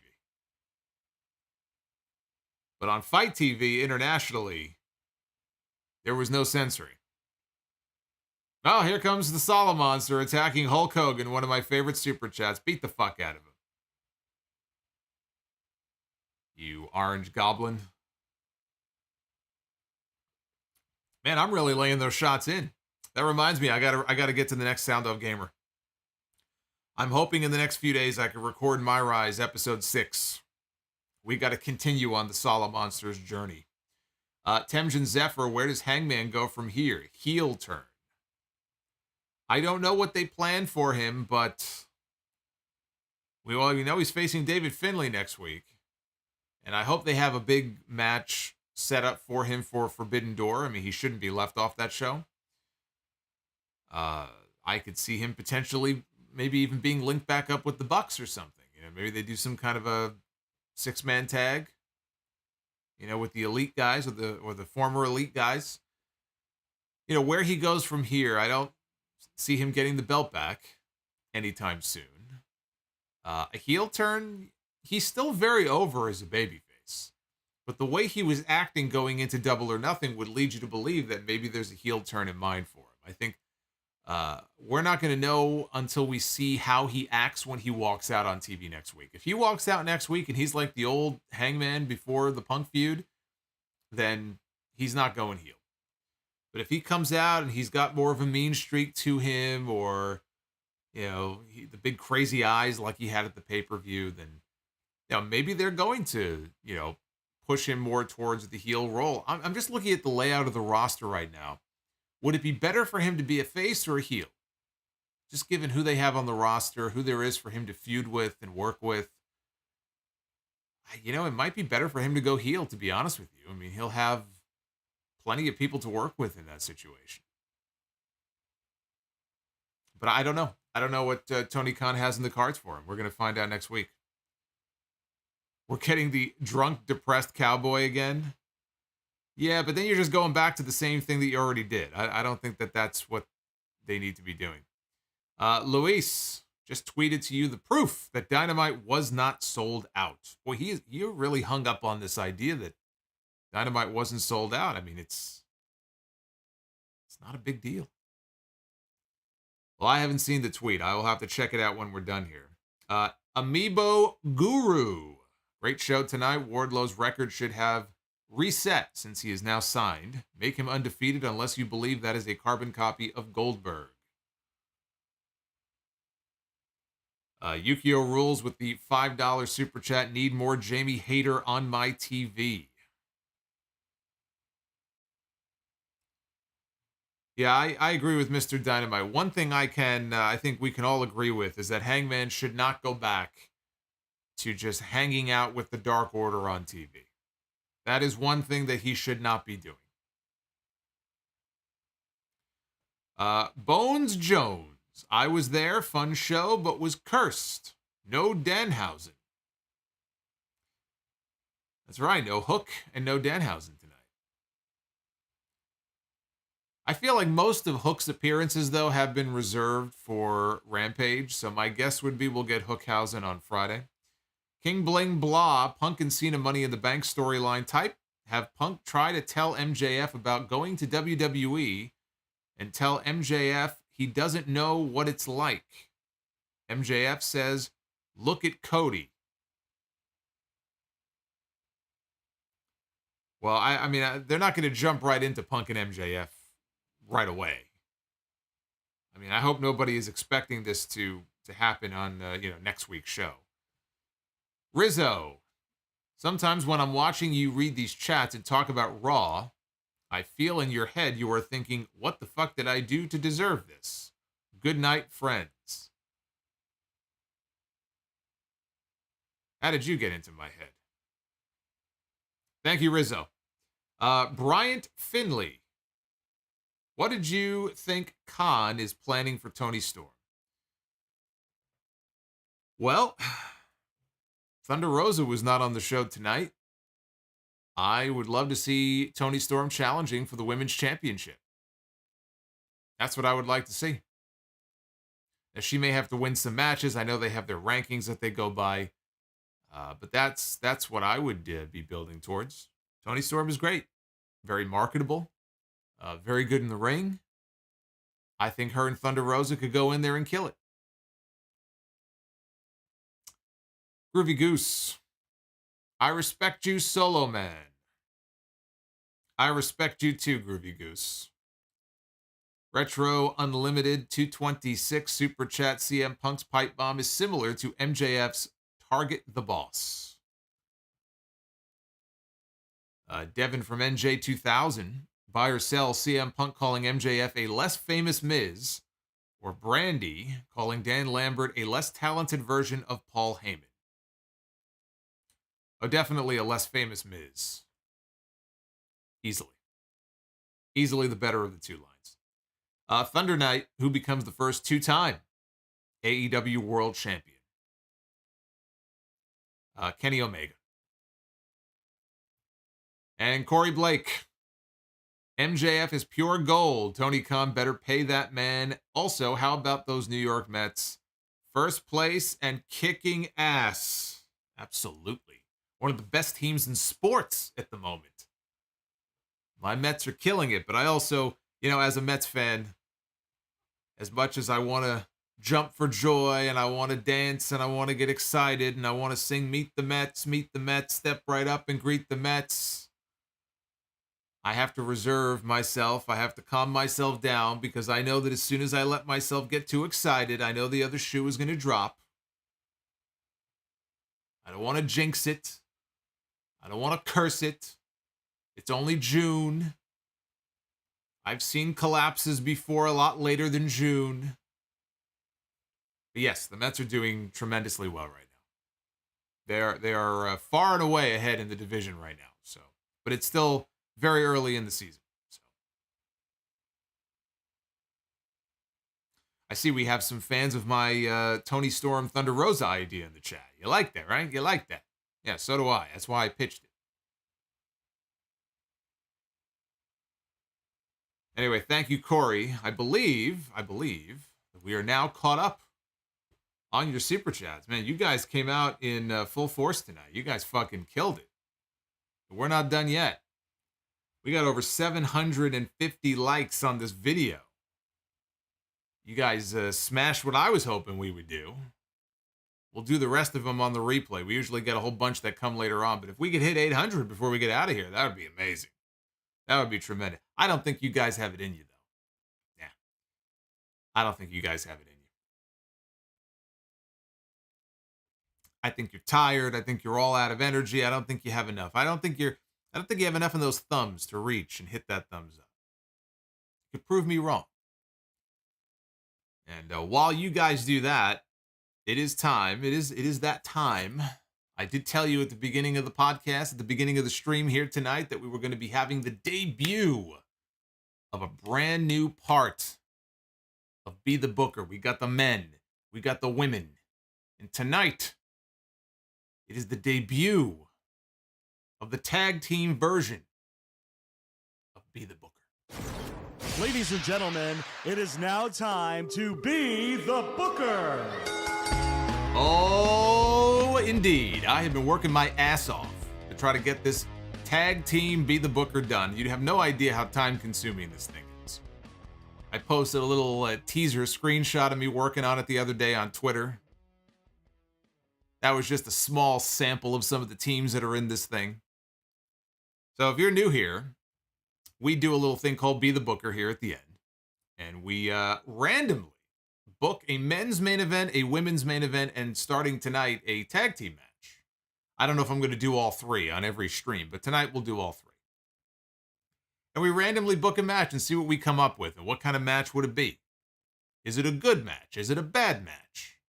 Am I a better booker than Tony Khan? Am I a better booker than Vince McMahon and Bruce Pritchard? I'd like to think so.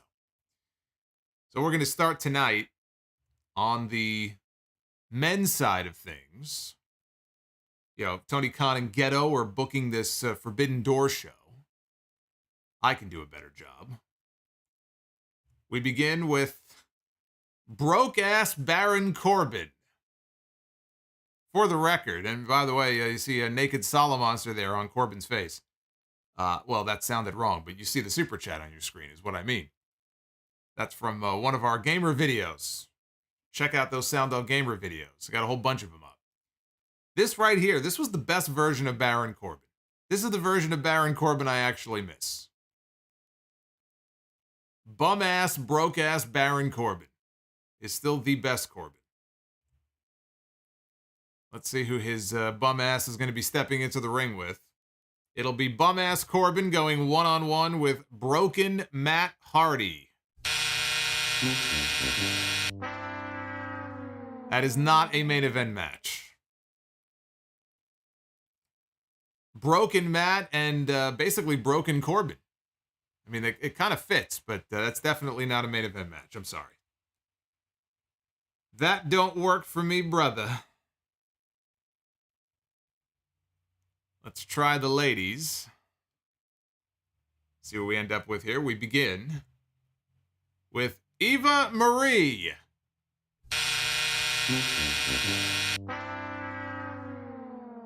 Instant fail. Easy on the eyes, but instant fail if I'm booking a main event on my show. I'll pick an opponent anyway, but I don't see what the purpose of it is. Eva Marie one-on-one against Natalya. In case I didn't make myself clear the first time. Instant fail. Can we bring back Corbin and Broken Matt? All right, well, it's time. It is time. We're going to take this thing for a spin. This is the very first time I'm using the machine. I hope it doesn't break down here. I'm taking this thing for a spin. We are going to pick a tag team match completely at random. Well over 150, actually almost 160 different teams here in this thing, for those who are wondering. And the very first team that we fall on here. Oh, yeah. Oh, yeah. My favorite team of all time. How about that? What are the fucking chances I land on these two?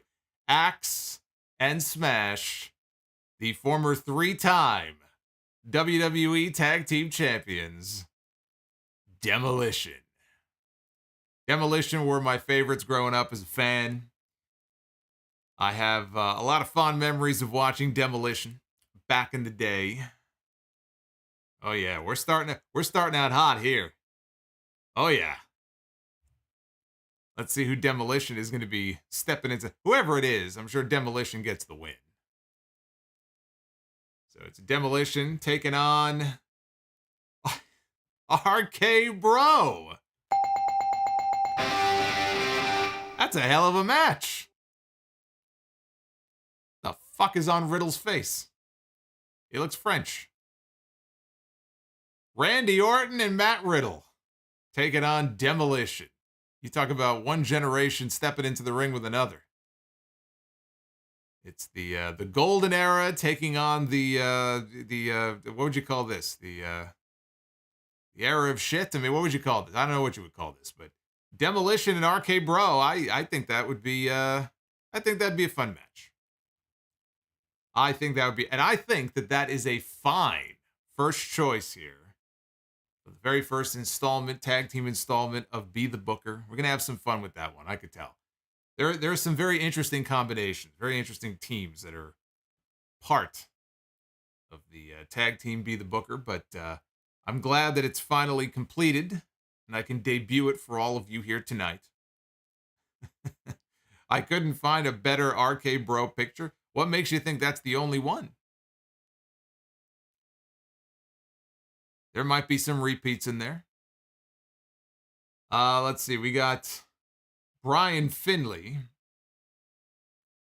If it was Storm against Rosa, Storm should win the belt. Maybe so. Maybe she will. Carlos Naftali with the $4.99. I was there. And it was super packed other than a handful of empty seats. That probably did not sell in the small market. Carlos also says, my apology, I meant second market, not small market. I was going to say, isn't that like in the LA area? I don't consider LA to be a small market. I know it's Inglewood, but isn't that like a suburb of LA? Be calling LA small now. It's like calling New York City tiny. Doesn't make sense. Food Hive. You might get the last word. Landing on your favorite tag team is a Be the Booker curse as well. Yeah, like I said, we have about 160 different teams. There's a few repeats in there, just so I can get a couple of different pictures in for some of the bigger teams, but 160 or so teams in there. So we got a nice wide selection to choose from all eras, across different promotions. So we'll have some fun with that. Morphine is he's ready to send the Mets to the World Series, right? Right now, they're well on their way. They are well on their way. Let's check that poll one more time here. Still pretty solid, 90%. Thumbs up. Only 4% thumbs down, so get those votes in. Again, you can always vote in these polls on Twitter at Solomonster. That is my handle, at Solomonster. That is the place to go. So we had a pay-per-view on Sunday, and I realized that we have 2 more pay-per-views this weekend. There is an NXT In Your House show on Saturday night. I am not sure if I'm going live after that or if I'm just going to wait until the next day. I'm doing a podcast on Sunday, so right now I'm kind of torn. I mean, do people even care? Do people even want a live stream after NXT? Because I could go either way. I could go live on Saturday night, or I can save my recap for episode 759 on Sunday. But there is an NXT event on Peacock on Saturday night. And then Sunday is Hell in a Cell, which as of this moment is all Monday Night Raw matches. They are clearly going to have to add a couple of SmackDown matches on Friday. But right now, as of this moment, it is a Raw pay-per-view. And highlighted by Cody Rhodes and Seth Rollins inside the cell. Which at least, that's the closest thing that on either show that actually warrants the stipulation. It's the 25th year anniversary, 25 years since the very first Hell in a Cell. You would think that they may have made a bigger deal about it this year, but they really haven't. I don't even think they've mentioned it at all. It's a 25-year anniversary of Hell in a Cell, and it's just another show.